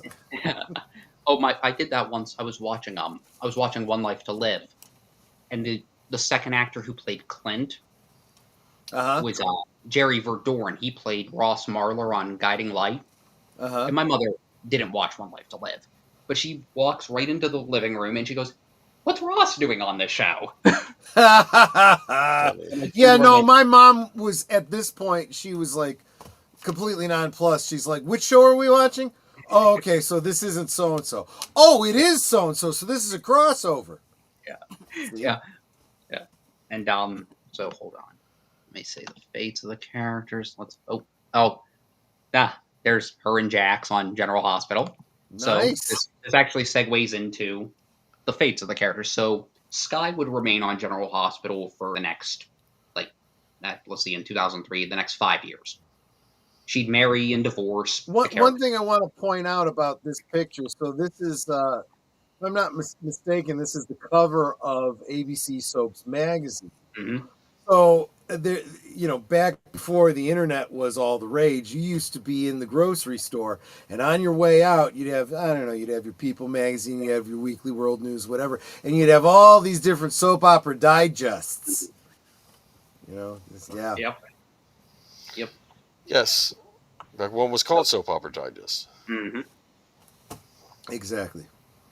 So those two would end up getting married and then divorced before she had her only child, Lila Ray Alcazar, with Lorenzo Alcazar. And if that guy looks familiar, that is Andy Trudeau from Charmed. Wow, there you go. Right. Oh, and that baby? That was the only time you saw this baby. The next time you saw him, he was 10 years old. The next time you saw him after that, he was 18. Oh, I joke, but it's probably pretty close to that. I actually think that baby right there is actually her daughter. Her real-life daughter, because she was pregnant around the time her character was. There you go. So what ends up happening is she gets involved, and in between her relationship with Lorenzo and also with Jack, she gets involved with Luke, and gets involved in his less than legal activities. Her and her daughter would leave the show in 2008 before resurfacing in 2012 after the death of her of Sky's adopted grandfather Edward, who was played at this point by John Ingle. Anybody who was young in the 90s will remember him as the voice of Daddy Threehorn from Land Before Time. Mark Daly's mom recognized the Doctor from Babylon 5 from Days of Our Lives. He always played a doctor on TV, right? And now Deleted Scenes wants to know what show Sky is on now. He's asking for a friend. She's not on any of them. Oh. That's a shame. I was just about to get there. So she would disappear with Blair Kramer and Taya Delgado when they realized that Taya's brother Tomas looked just like Lorenzo. There you go. Ray would end up would stay on One Life to Live until 2004, where she would leave with town with John to go on a worldwide cruise, but she'd briefly return in 2006. And I think her leaving in 2004 had a lot to do with Linda Dano's personal life, because she had lost her husband and her mother in the same year. That's rough. Yeah, like within days of each other, actually. Yeah. Myrtle would remain a sympathetic year for the denizens of Pine Valley until the death of her actress Eileen Henley in 2008. And her time on the show would be commemorated with an episode dedicated to her and her character, and it would be one of the last times the series creator Agnes Nixon would cameo on the show. Let's see. Oh, I'll get to Alan in a second. But Adam, his fate will be discussed in the next storyline. Alan would stay on the show until 2007, when his character was killed off during the Metrocourt hostage crisis. He'd appear off and on over the years as a ghost, making his final appearance in 2014 following the death of his son AJ. Stuart Damon sadly passed away in 2021. Yep. This storyline, oh boy. All my children, One Life to Live, baby switch, yes. This was, I'm pretty sure, what they were referring to when they were talking about the baby you brought home with someone else's. Too bad. That looks rather intense. This was, I guess, a commercial promo for that. Where I sensed that from. So yeah, here to begin with. So this one, you have to sort of, I don't know how far back you have to go to see the beginning of the story. So the story begins on One Life to Live. Vicky Lord, her son Kevin Buchanan, was involved with Dorian Lord's niece Kelly. Yes. And she was pregnant with the baby, and then what ends up happening is the baby was a stillbirth. Kelly, trying to save her marriage, says she's pregnant again, but that's a lie. So she turns to her brother Paul and convinces him to help her find a baby. Now, it turns out Kelly has issues carrying a baby to term, so she fakes her pregnancy instead of, trying again. Paul agrees to do so, not realizing that fate will bring him exactly where he needs to be very soon. Now, for all my children, the story goes back a little further. Now, this starts with the introduction of a character named Michael Cambius. He's initially this kind of ruthless corporate raider who gains control of Chandler Enterprises, which is run by Adam Chandler, Palmer Cortland's company, and the Enchantment Cosmetics, which is run by Erica. All while using Erica's daughter Bianca. Well, not Bianca. Using Bianca's girlfriend Lena, because she was the lesbian. Okay. I knew there had to be a lesbian in there somewhere. Yeah. So he also romances Erica's oldest daughter, Kendall, who was played originally by Sarah Michelle Gellar. That's right! Yes! So, what ends up happening is he ends up attacking Erica. This is when you finally see the mask come off. And, this leads into... And he tries to, it turns out he's a bit of a involuntary sex enthusiast. Wow. Trying not to get you demonetized. Wow. Okay. So he tries it on Erica, who, if you know her history, Oh, yes. well, Kendall ends up intervening and saving her. Unfortunately, Bianca is not so lucky. He gets arrested. He escapes justice in the courtroom, only to end up deader than roadkill. Now, remember when I mentioned that David was a suspect in a murder mystery? Yeah, this is the one. Well, Bianca reveals that she's pregnant by what happened with Cambius. And Erica, insists she get an abortion. Bianca can't go through with it. She tries to cover up everything, and Kendall ends up trying, when she finds out, she tries to cover for it, even though she knows this will probably destroy her relationship with Erica. Finding out, oh, you're pregnant with the man who attacked your sister, that sort of thing. Well, it turns out to be moot because Kendall's rival, Greenlee, ends up exposing the deception. Now, as this is happening, Adam Chandler's son, JR, comes back to town. Now, let me see who's here. Okay, well. Oh, I think that's Michael. The actor's been on General Hospital now for like 10 years, but I would respect, I'd know that face anywhere. Oh, no, I'm sorry, I think that's Kevin. Oh, okay. It's Kevin, I think that's Kelly, but I cannot remember. Sometimes I have a hard time. Is that the villain? He looked That's villainous. Paul. There's Okay. Todd. He's Okay. not part of this storyline, but he's later. Okay. Yeah, this one I struggled a bit with, so hopefully, if I'm not following along with you, I guess just... Oh, there you go. There's That's Bianca. Bianca, the one who likes the other ladies. Okay, yes. Yeah. It's the nice way of phrasing it. So JR shows up, and he's got a wife now, and she's also pregnant. Now there's a bunch of stuff going on in the background with that, but there's this joint baby shower that happens at the Chandler mansion. Bianca and Babe. Bianca gets into an argument with Erica. She storms out. Babe follows after her. Now, if anyone in the chat has lived in Pennsylvania, you know the weather here is, especially in the wintertime, is bipolar as hell. Torrential downpours are not uncommon. And, God, I once drove through one. It was terrifying. They end up getting trapped in the storm, and that begins the crossover. So from there, Bianca goes into labor. Babe delivers Bianca's baby. She ends up calling up Paul Kramer because with Paul, those two have a past. He's a trained EMT. He goes out to rescue them. Bianca and the baby. Then Babe goes into labor. So Bianca has a little girl. She has a little boy. Fortunately for Paul, both of them are out cold and after giving birth, and they can't witness what he does next. He takes both babies. He gives the little boy to his sister with his plan to return Bianca's child to her and tell Babe that he lost the child in an accident. Unfortunately for Paul, Adam and JR, who are looking for Babe and Bianca, get to him first and imply that things will go badly if he doesn't produce the Chandler heir immediately. So he lies and says, "Here, meet your daughter."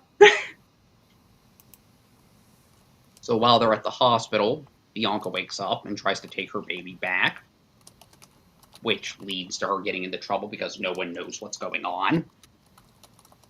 So they decide, okay, we'll have a DNA test to see if the baby is hers. Crystal, Carrie, Babe's mother, switches the DNA results because she realizes that her grandchild is actually dead. This gets her caught by David. And before he can actually reveal anything, she reveals that they had an encounter when they were in college together, and Babe is his daughter. So if you know anything about the character of David Hayward, this is a guy who's lost, so many people in his life. He thought his father, did a Sudoku. Turned out his mother murdered him. Oh. His brother died protecting his wife from their insane mother. He lost a daughter, as mentioned earlier. So the idea that he has a child kind of blinds him in this moment because Bianca's a character that almost everyone in the town cares about. So what he does next is he goes along with the whole thing.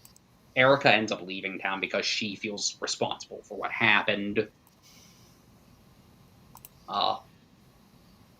David and Babe bond, but her relationship with JR ends poorly. She ends up hooking up with the character of Jamie Martin, and Kelly's initial ploy to save her marriage doesn't work out, and she and Kevin end up getting divorced, but that leads into a custody battle over their son.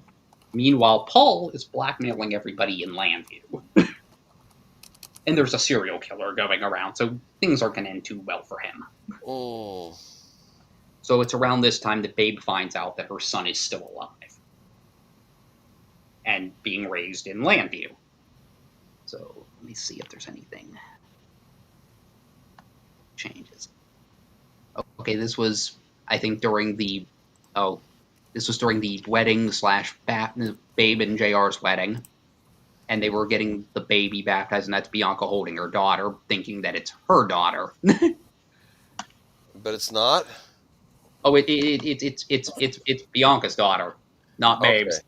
So, I don't know if this was part of the baby thing. I just threw those in there. Different ones, I think. Okay, different baby. Yeah. Okay.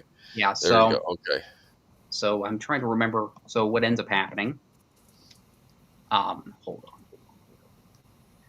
So she ends up leaving letters to JR and Bianca. JR reads the letter, gets both letters. This leads to a confrontation between him and JR, where he ends up pushing her off of a balcony and putting her in a coma. Because of course he does. Yes. This would not be the only daughter that he'd end up putting in a coma of Erica's that he'd put in a coma, because he ends up doing it to Kendall a couple years later. Oh. JR's not a good guy to be around, is what I'm saying. Did they just let him get away with that in the town? Yeah, he's kind of the son of like one of the richest guys there, so yeah, kind of. Real quick, I do have to. It's my obligation as the host of the stream. I've got to wish Joe's Atmosphere a happy birthday and sing. Happy birthday to you, happy birthday to you, happy birthday, Joe's Atmosphere, happy birthday to you, and 60 Yay. more. Just 60? Well, let's get through 60 and then we'll see if we want to give him another 60. How's that? Okay, I got you. Okay. Have a good night, Joe. Take care. Bye-bye. Happy birthday. So yeah, working with Jamie, David, and Crystal, Babe is able to talk Kelly into giving her back her son. Kevin intercedes, though that would end in a custody battle where the whole truth ends up coming out. And I don't recall what happens next, but while Babe, Jamie, and David are in Landview, Paul ends up getting murdered. It turns out his murder is unrelated to the baby switch. Turns out blackmailing someone with everything to lose will probably get you killed. It can happen, yes, it can happen. So Jamie, Babe, Crystal, and David end up getting arrested, but Crystal ends up taking the fall for everyone. Now, meanwhile, in Pine Valley, JR stays in denial about everything. And as the story reaches its climax, when Erica returns and tries to convince Adam to do the right thing and make sure the child in question is really his granddaughter. And Adam ends up doing the right thing in the end. That's good. So Erica ends up reuniting Miranda with her mother. That's Miranda was the name Bianca picked. And Bianca, in a Christmas miracle, emerges from her coma. Nice. And that's how the story ended. So Michael Cambia stayed dead, and no one was really upset about that.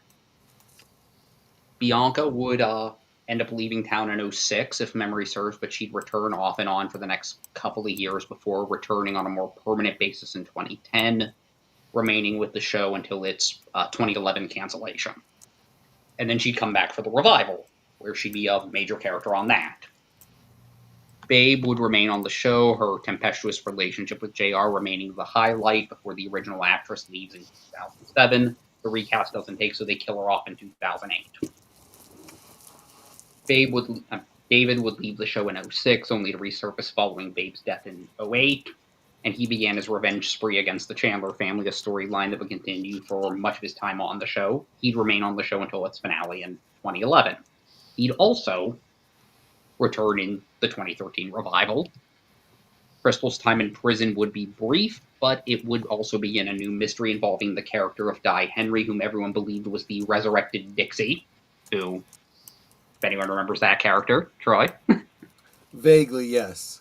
So it turned out to be untrue, though Dixie would be revealed to be alive, because everyone thought she was dead at that point. Now, during the storyline, she and Adam ended up getting married and falling in love, only for that marriage to collapse when it was revealed that Tad Martin was the father of her baby. Yeah, this is sounding familiar now, yeah. So, like David and Bianca, she would remain on the show until its initial finale, though she would not appear in the revival. Erica's storyline in Las Vegas would have consequences for Kendall later down the line, because she'd end up falling in love with the character of Zack Slater, the man who owned the casino that Erica worked at. She ended up becoming a showgirl, which... It's funny how they pick the weirdest jobs for Susan Lucci on this show. She's 5'1", but her character was a model and a Vegas showgirl, who are usually not that short. So, oh my goodness. So yeah, so Zack Slater would come to Pine Valley. He'd be revealed to be the brother of Michael Cambias, but a far better person than his brother, and he'd end up falling in love with Kendall, and they'd have a son together. Adam would stay on the show, vacillating between full-on villain and anti-hero until, whenever the situation called for it. In 2010, he'd leave the show, primarily because of the actor's declining health. Oh. He would return during the finale and would appear sparingly in the revival, and sadly, David Canary would pass away at 2015 from complications of dementia. Yeah. And, that actually made my hurt water come out. Yeah. Because my stepfather's parents both died of dementia, so... Wow. Yeah. Sorry. Yeah. So, like his father, JR would vacillate between villain and anti-hero, leaning towards the former as the series progressed. His recurring battle with alcoholism and his health would be a primary focus of his storylines, which, as it concluded its original run, the aforementioned villainy would culminate with him shooting and killing his ex-wife in the finale of the original run. Okay. He'd appear in the revival series with his, recovery from a coma, his desire to connect with his son, his guilt over his past actions, and his tied back into addiction playing into it, but there was no resolution to this story. Kevin and Kelly would continue to be intertwined for the remainder of their time on One Life to Live. Kelly would undergo surgery to correct her infertility, while Spencer ended up getting sterilized. Kelly would end up having the child she desired, and it turned out was with Kevin's son Duke. Only for Duke to die during a tornado that hit Landview. The two would end up moving to London in 2006, returning for different events such as Ace's funeral. During that time, Kelly would return in 2010, revealing that she and Kevin had split, and they were still working on helping raise her son and his grandson Zane. She'd end up hooking up with his brother Joey, though. During that time. So that's how that story ended. Let's see. Hold on, let me see. There's Todd Manning. Another one. So the next stuff is... Oh, I'm sorry? Is he dangerous? Oh, this one is... There are moments where he could be ridiculously funny, but he's also a fairly dangerous character, yes. So, sort of explain his story, because he's kind of going to be the reason why all these characters end up in Port Charles. Right. So Todd Manning was introduced in the 90s. He was kind of meant to be like Luke was in the 70s. Right. A one-dimensional villain that would eventually get bumped off. but his performance ended up impressing the right people, so he ended up staying on the show for like a decade. So when 2003 rolled around, the actor decided to leave the show. And what ended up happening was they decided, okay, we don't want to get rid of Todd, so we'll just recast him. So they ended up introducing an act. So the original actor is a man named Roger Howarth, and the second actor to play Todd was Trevor St. John. Roger Howarth ended up going on to a show called As the World Turns, where he played the character of Paul Ryan, and he'd be on the show until its final episode. Well,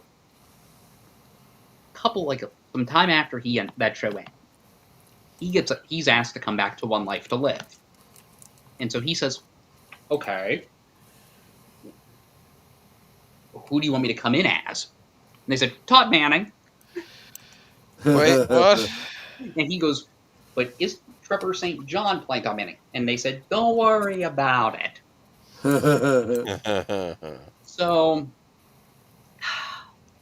So he comes back to the show, and it turns out that Todd's backstory was revealed little by little during his initial run on the show. He's the half-brother of Vicky Lord. And so what ended up happening is you find out that his mother, Irene, had twins. So that she ended up, so much like with Anna's mother, she brainwashed one because she worked for the government, because this is just what they do. And she switched them out, and she kept Todd in the facility while Victor Lord Jr. took over his life. So, as the show progresses, and all this stuff is revealed, Victor ends up getting shot and killed, and it's a big mystery. At the end of in one of the final episodes, the character of John McBain, who was a enemy of Trevor St. John's Todd, figured out that Todd shot him. Todd had seemingly shot and killed Victor. Now, as this is happening, Todd's daughter, Star, and is leaving town with her daughter, Hope, and her fiancé, Cole Thornhart, who is the son of Patrick Thornhart and Marty Saybrook, who Todd and Marty, their history is a very long and complicated web that makes me very uncomfortable sometimes. Because, basically, it's like the anti-Luke and Laura story, but the actors have really good chemistry, and you feel real uncomfortable watching the two of them, because it's like, oh, this could work. Oh. And you're like, oh, this could work. So, by the time that happens, Todd's been arrested. Cole, Star, and Hope are heading back from Los Angeles. They're going from Los Angeles back to Landview. And because of the weather, they end up having to drive through Port Charles. Mm-hmm. And so this begins with the next part of the story. This is him during his long hair phase. Oh god, the 90s. Yep. He looks like a vampire. Kinda, yes. Yeah. Yeah. No, that's more recent. That's Taya Delgado. That's one of his that's one of his other ex-wives. That's John McBain. Hold up. I'm trying to remember who that character is. I think that's Heather Weber. That's Mitch Lawrence. But he... Oh, wait, no, I'm sorry. No, that's Allison Perkins. Yeah, she looks up to no good there. Oh, she's not. She's evil. Okay. He is basically his most devoted follower, because he was a cult leader. A cult leader, like Jim Jones sort of thing? Mm-hmm. That's Sonny Corinthos. Okay. He's one of the major characters of Port Charles, and if he looks familiar to anyone who watched All My Children, Nico Kelly. Right. That guy's the gangster, right? Mm-hmm. So So for like the last 5 years, he's been at war with this guy, Johnny Zakar. And if he looks familiar, that was one of the cops from Hill Street Blues. Oh. I can't remember his character's name. So let me guess, is one of the mobsters more honorable and the Mhm. other is just bad? Yes. Yeah, this dude's So a like, yes, okay. Anthony's an absolute nutbag. So for like the last 7 years, the last 5 years at this stage, they've basically been off. The war's been off and on. You know, Anthony shot Sonny at one point. Sonny abducted his son Johnny because he thought that Anthony abducted his son. He ends up so Anthony retaliates by trying to kill Sonny, and his son Michael ends up getting shot in the head. He ends up shooting Sonny's fiancée Connie on their wedding day. Ooh. And then Sonny's son Michael ends up killing Anthony's daughter Claudia in self-defense. Just a bunch of stuff goes crazy. I'm pretty sure Johnny manipulated Sonny into shooting one of his other children that he didn't know about. Anthony framed Michael's girlfriend for murder. Just like it was just this insane thing. Now, as this is also happening, Sonny's best friend Jason Morgan and his wife Sam McCall are expecting their first child. And so there's a bunch of things going on with a character called Franco who's stalking Jason. And fun fact, he was actually played by James Franco. There you go. Initially. Before he went off to do other stuff. Yep.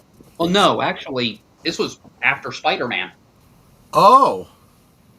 His mother was a fan of the show, so when they asked him, he said, yeah, sure, what the hell? My mom would love it. That's why Raul Julia took the role in Street Fighter. His kids were fans, and he wanted to do it for his kids, and you got to respect that, Yeah. So the great movie villains, right? Bison. Well, another topic for another time. Yeah. So Franco's presence is kind of looming over them because they think Franco might possibly be Jason's twin brother. It also may be the father of the baby. Whole creepy undertones there. So this story begins with attempted murder. Several attempted murders, actually. Sonny and Dante are shot at by a corrupt cop, and Sonny ends up getting winged. He thinks Anthony's ordered the attack, so he shows up at the Quartermain mansion where Anthony has blackmailed Tracy into marrying him. Tracy talks him down because she knows if Anthony dies, she's probably going to get exposed for whatever crime she's been committing. So Anthony, he totters off. Now, as this is happening, Cole, Star, and Hope are heading back to Landview by way of Port Charles for Todd's trial. They end up colliding with a car, which was being driven by Anthony because someone shot out his tires. As Star's asking him to help, he says, No, I gotta get away. Sonny Corinthos is trying to kill me. Dante and Michael are looking for their dad. They end up hearing Star's cries for help. They save her, but Cole and Hope are stuck in the car as it falls right off of the cliff. And then kaboom. This is the catalyst that brings Todd and John to town. Todd jumps bail, the latter chases after him. This leads into a scene where Sonny's being arraigned in the courthouse. Todd pulls a gun and is stopped by John, who reveals that him and Sonny have a history during John's time as an FBI agent. So, Star ends up staying in town, and, Sonny gets cleared of the charges, and so does Todd, as it turns out. He gets cleared of murder because he's like, no. He used his PTSD excuse again. Because he used it when he killed somebody else. Huh. Yeah. So, but it turns out Victor's actually still alive. So the point is moot. So John follows him to Port Charles. He ends up joining up with Anna Devane to try and bring down Sonny. Sonny gets cleared, and Star ends up, getting arrested for trying to kidnap and murder Sonny herself because she thinks he did what he did. But it turns out the mystery of who killed Cole and Hope is sort of hanging in the air. So this leads into the baby switch storyline, the initial the next baby switch storyline. Oh. Yeah, let's see. That's there's Sonny and Anthony, and there's Anthony, his son Johnny, and Claudia. Now, this is a fun fact. So Claudia was played by the original actress that played Carly, who's Sonny's on again, off again wife, and she's now played by a different actress. Hold on, let's see if there's Sonny and Sam and Jason. Those two were great. He ended up getting fired a couple years, like a decade or so later, because he didn't want to get the COVID shot. Really? Yeah. And then he got brought back when they were like, "Yeah, maybe we jumped the gun." Well, because they knew he had a lawsuit, and a lot of people bringing lawsuits, and a lot of people winning those lawsuits. So what ends up happening with the baby switch is this: Taya shows up during while Star is being charged for the aforementioned kidnapping and attempted murder. She's not happy to see Todd. He killed her husband and the father of her child, because she's pregnant with Victor's kid. Meanwhile, she doesn't show up to the hearing because she went into labor. Sam, meanwhile, is going into labor during a torrential downpour. I'm also noticing that pattern too. So then this brings back the character of Heather Weber, who was a recurring villain in the 80s. She finds the dead body of Anthony Zaccara. She thinks Tracy and Luke killed him, and she's obsessed with Luke, so she tries to get rid of the body, and she ends up helping Sam deliver her baby. Todd helps Taya deliver hers, realizes the baby's not breathing, and he tries to get help. He runs into Heather, who quickly realizes that the baby's dead. And then Taya ends up thinking Sam's baby is hers. So the babies are switched. Taya takes the baby back to Landview, names him Victor Lord III, while Jason and Sam are left grieving. Now, it's during this storyline Todd figures out who killed Cole and Hope. Although by this point, the audience already knows what happened. And so Heather Weber gets rid of Anthony Zacara's body the night the babies were switched. The reason the body was in the woods is because Johnny had finally snapped and shot his father dead.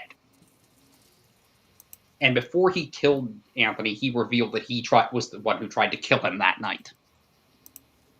So he shot the tires out. He caused the accident. Todd's about to expose the truth when Johnny says, "Okay, you're gonna expose me? I know what you did with Sam Morgan's baby." Wow. Because he was in the forest getting rid of the body that night. So then they're in a blackmail checkmate. What is the obsession with the baby switching on these shows? Yeah, it's easy drama. Yeah, exactly. Ooh, that's later. Oh, yeah. I'll get Charles. I'll get into that. Oh, speaking of vampires, yeah. Vampires. Yeah. Ominous Nocturna. So, bunch of stuff happens that's sort of beyond the scope of the story. Todd and Sonny's Sonny's ex-wife Carly, they get closer. Johnny ends up married to Sonny's ex Connie, who everyone thinks killed Cole and Hope. Michael and Star start a relationship. And then Jasper Jax's brother Jerry shows up in town with that exposes the city to a chemical weapon. AJ Quartermain's revealed to still be alive. Sonny's daughter Christina comes back and tries to start a reality show. And all these storylines involve, Star, Todd, or John to some extent. Well, the truth about the baby switch comes out in November when Jason ends up approaching John with the possibility that Sam's baby's still alive. And then Heather actually has a hold of the altered DNA test, and he gets a hold of it. And he ends up revealing that the baby is still alive. Now, there's a bunch of twists and turns. It ends with Heather stealing the baby again.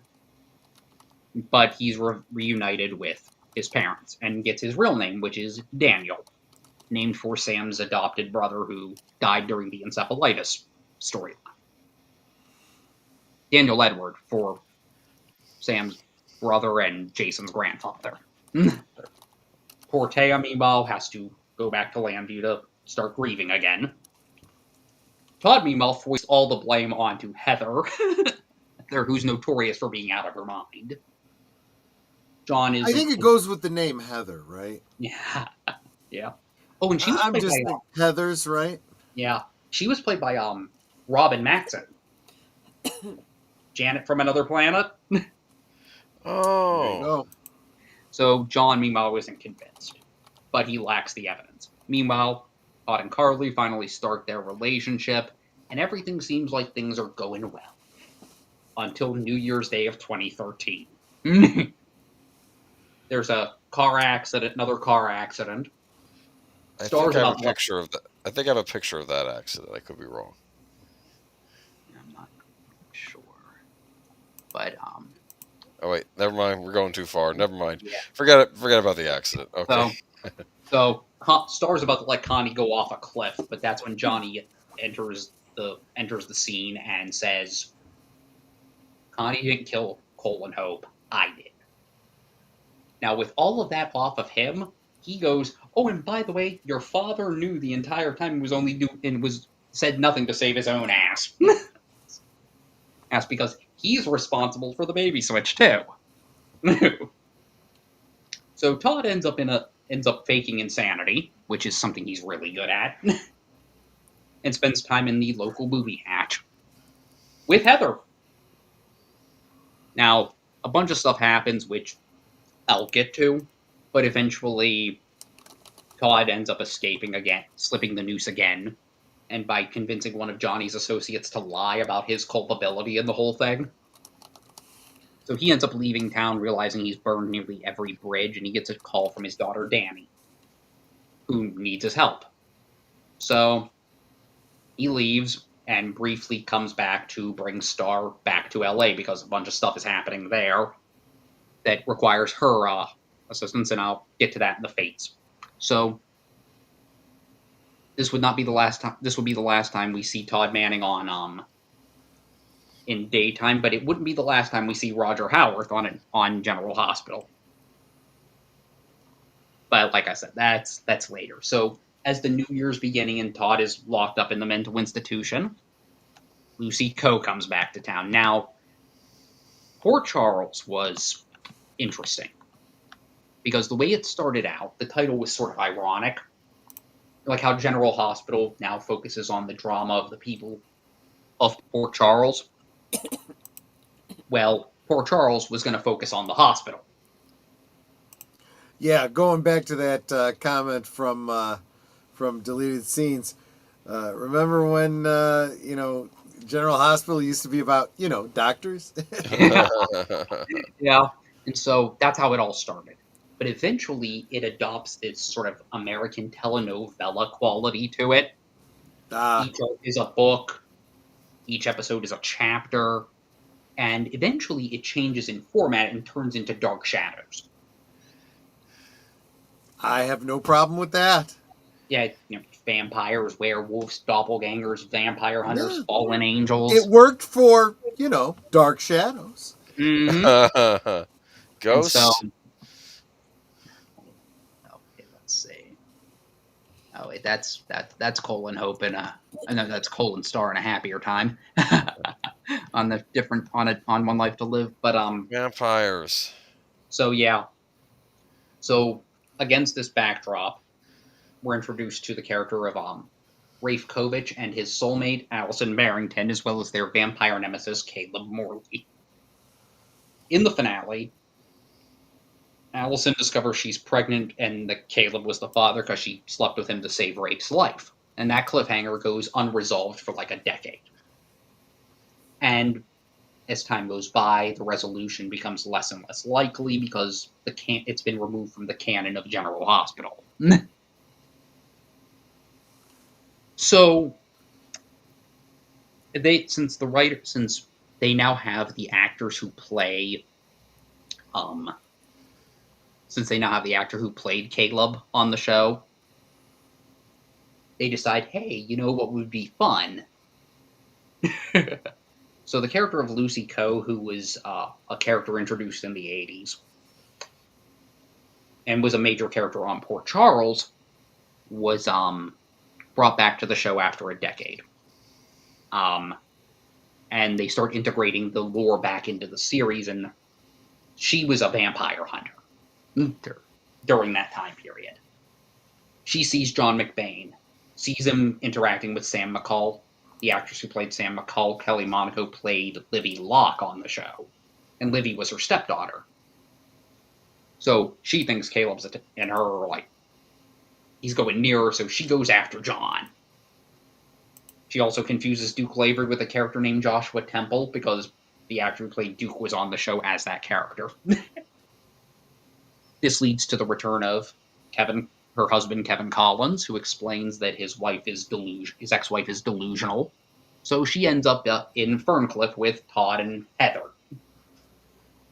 Now, her theory is that Caleb is so powerful as a vampire, he can create this glamour that made everyone forget. So that's their explanation for why the show never gets mentioned. So Which I like. It's like a superpower. Mm-hmm. So as this is happening, Allison shows up. And she's got her son, Rafe, who's named after her now deceased husband.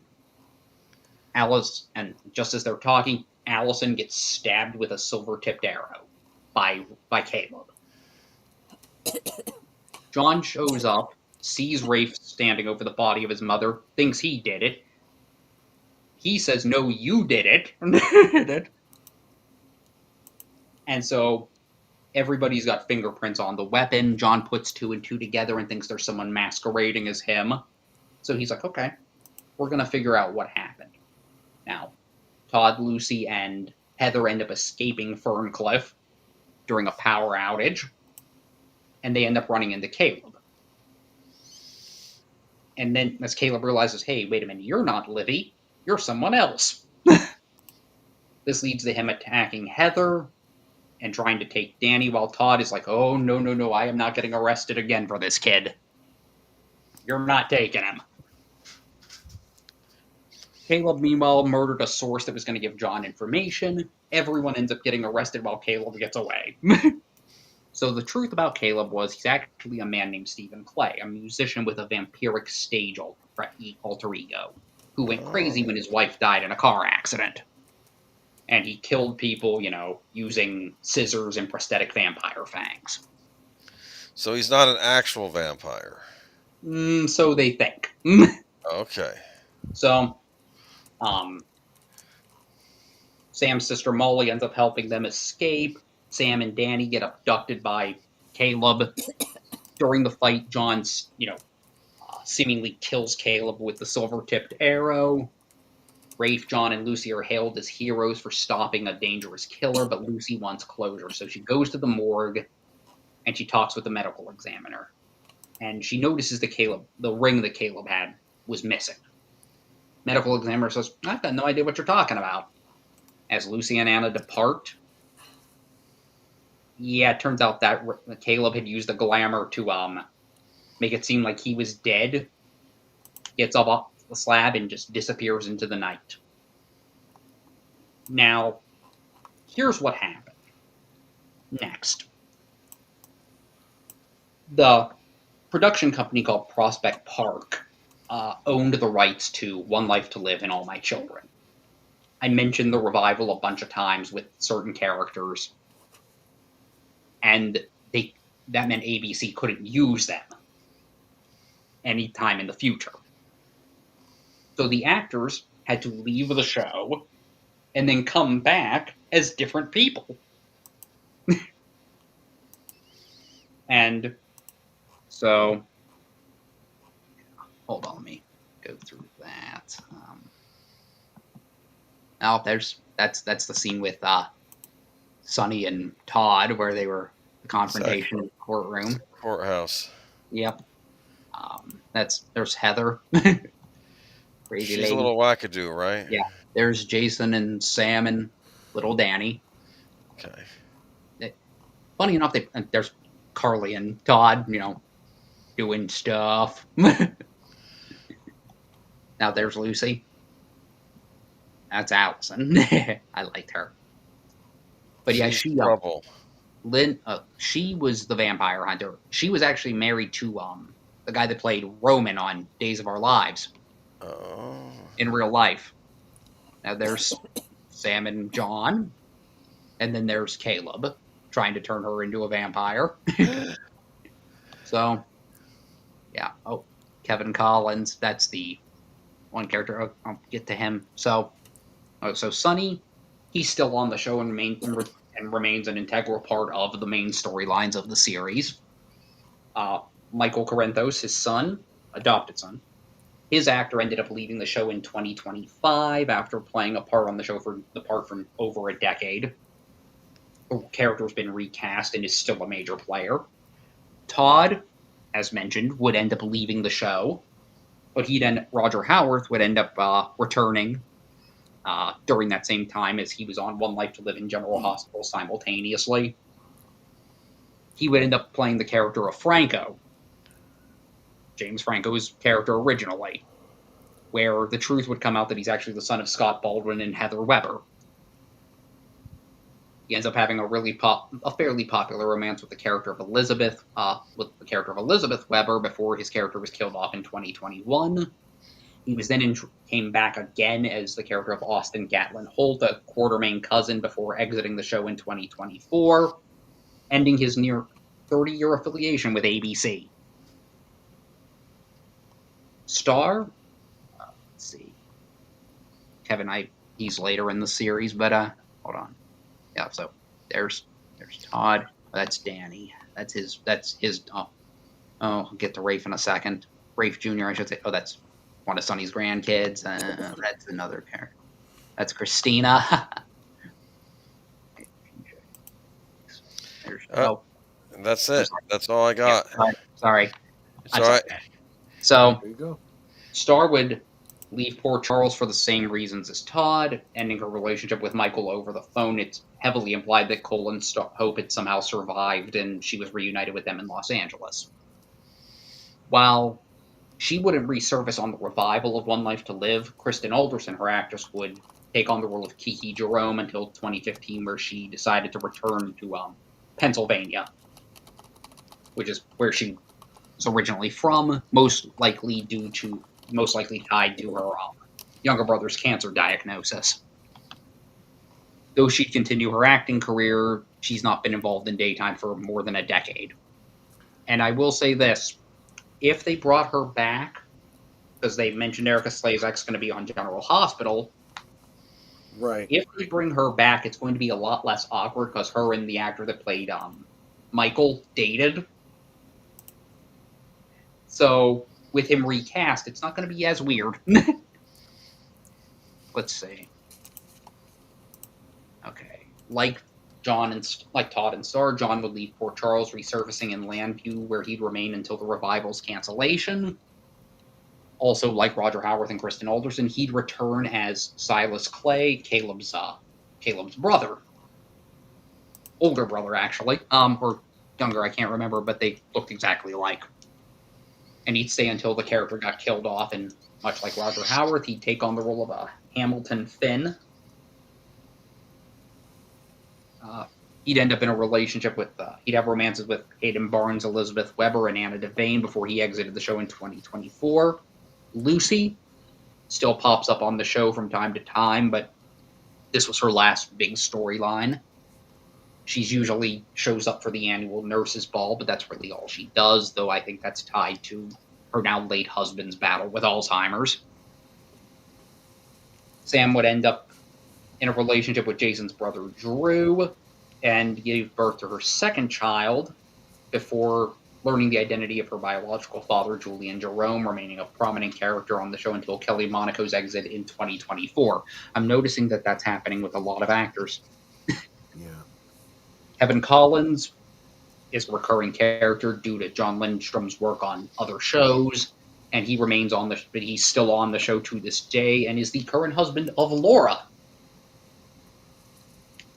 They would reunite with Victor Jr. in the revival of One Life to Live, where she would reconnect with her and Todd's troublesome daughter, Danny, and come to grips with the loss of her child with Victor, and also then the loss of the child she had been raising for several months, and she'd remain on the show till the cancellation. Johnny Zaccaro would resurface briefly during the 2015-2016, gaining control of the Zaccaro crime family and trying to win back his former girlfriend from the character of Dante. Needless to say, it doesn't work out, and he ends up going back to prison. The actor Brandon Barash, meanwhile, would resurface on daytime 3 years later as Stephen and Jake DeMiro on Days of Our Lives, which, incidentally, that the character of Stephen was originally played by Tyler Christopher, who played Nicholas Cassadine on General Hospital, who was the half-brother of his ex, of Johnny's ex. And he'd be on the show until 2024, but his story was open-ended enough where he could come back anytime he wants. Anthony Zaccaro is yet to reappear, and considering that his son and daughter are no longer on the show, he has no reason to, unless Sonny comes face-to-face with his past, and which wouldn't be a bad one-off episode. I don't know about the actor's health. He's in his 80s, but hey, you never know.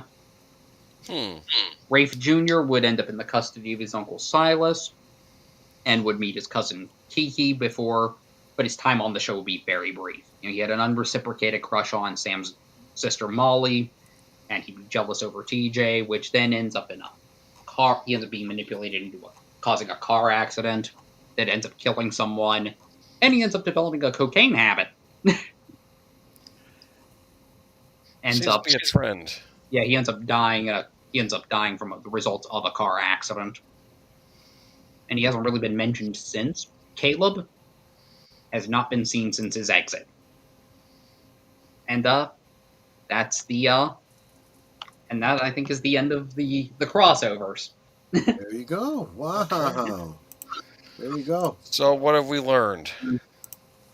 Well, the one thing we have learned, in my opinion, and I kind of knew this going into it, that the complicated canon and chronologies and interrelation of these stories are every bit as complicated, maybe more so, than the franchises that we've been loving for years. Star Trek, Star Wars, Marvel, DC, and that's even assuming that you take into account the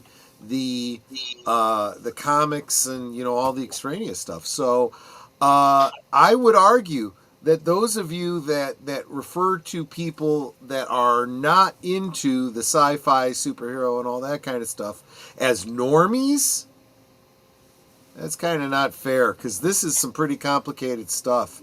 So there's always more room in your head. What there's also more room for is, let's take a look at where we're at with the goal for tonight. Deleted Scenes absolutely is trying desperately to make sure that we get a karaoke stream in August. We are you actually got 11. 25 minutes away. I'm showing 11 super chats, but if I'm generous, I could go by dollar values, since it didn't allow me to create a dollar value figure. We're at 28. Pardon me? 28, if I had it right. 28 no, or 29 12. With deleted scenes. So one more dollar. What? Well, we also had that membership. Wait, if you want to count that. Deleted Scenes dropped something again. Yeah. So let me recount. Plus we have the membership too. Oh my gosh, I can't keep up. So we're looking at 1, 2, 3, 4, 5, 6, 7. 17. Go to Age Boomers. 17, 18, 19, 20, 21, 22, 23, 28, 29, 30. So that would be $30. A membership. And a membership from returning membership from Darth Plato. If I was to count all of those as dollar values, I could justify an August karaoke stream. And I also think that with all of those with all those dollar values, I think we're going to have to justify bringing Deleted Scenes back as co-host. So this is what happens, Deleted. You were so committed. You've just been drafted to be co-host at some point in August for another karaoke stream. Just saying. And with that, I think we're going to go ahead and wind down our stream for the night. Thank you so much, Sir Torrhen Clegane. Does he have any final thoughts, though, Sir Torrhen? About... Yeah. Well, what do you want to say in summation? Yeah. In summation, well, I think it's always, as far as crossovers go, and it was one of the original appeals of something like the MCU. It's that one of the great things about crossovers is that you see characters who normally wouldn't interact actually interact. The essence of it, it's that it also can create, it can open up avenues for, in terms of story, relationship, friendship, etc. There you go. That's fair. Just going to go, because we've already done the promos for the night. We're going to just say tomorrow night over on Big Al Presents Films with Friends, Flight of the Navigator. All the things that Deleted Scenes is doing, you can go back and check his coming attractions. And then Sunday, me and this guy here taking you through all the celebrity deaths this week and all the news. This is a hard one this week. Yep. And all the news, which is also pretty hard, to be honest with you. There's some interesting things, though. There's a Wednesday Addams themed Wendy's meal we'll talk about on Sunday. Oh, I must. Okay. It's a new one I sent you right before the stream. Okay. Okay, fair enough. And with that, well, Boomer, did you have any last thoughts? No, I mean, like I said, the world of soaps is interesting. My sister watches them, so she'll show me clips sometime. Like the possessed woman who kept showing up, she would show me clips. And, yes, you did like that. Yeah, she knows all about this stuff. Yeah, she's. And Sir Torrhen, any last thoughts on your end? No. Thank you for having me. Well, absolutely. Thank you for giving us this presentation, all that. Thank you. And Netter, last thoughts before we end? You guys, Osmo, and now, because you met Troy's Gold, you're going to be subjected to me singing. Her singing, me singing, Deleted singing, and maybe some more Aged Boomers. So, I'll find another Johnny Cash song. There you go. Yeah. And any of you guys in the chat that want to come out and sing, yes, please come and sing. Please join us. And don't worry about I don't think I'm going to sound good. We don't care. The whole point of karaoke is to have fun. The fact is, don't matter if it's not good enough for anyone else to hear. Just sing a song. And with that, we'll close out with a different song. Take care, everyone. We'll see you on the next one. Bye.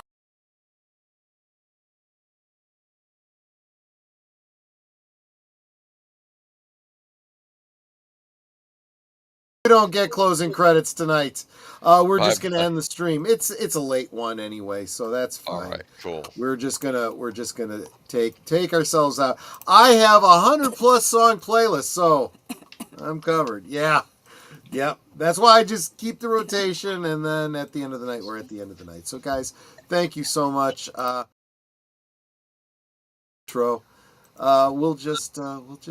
make it up to you. We'll make it up to you next time. You guys take care. We'll see you on the next one. Have a good one.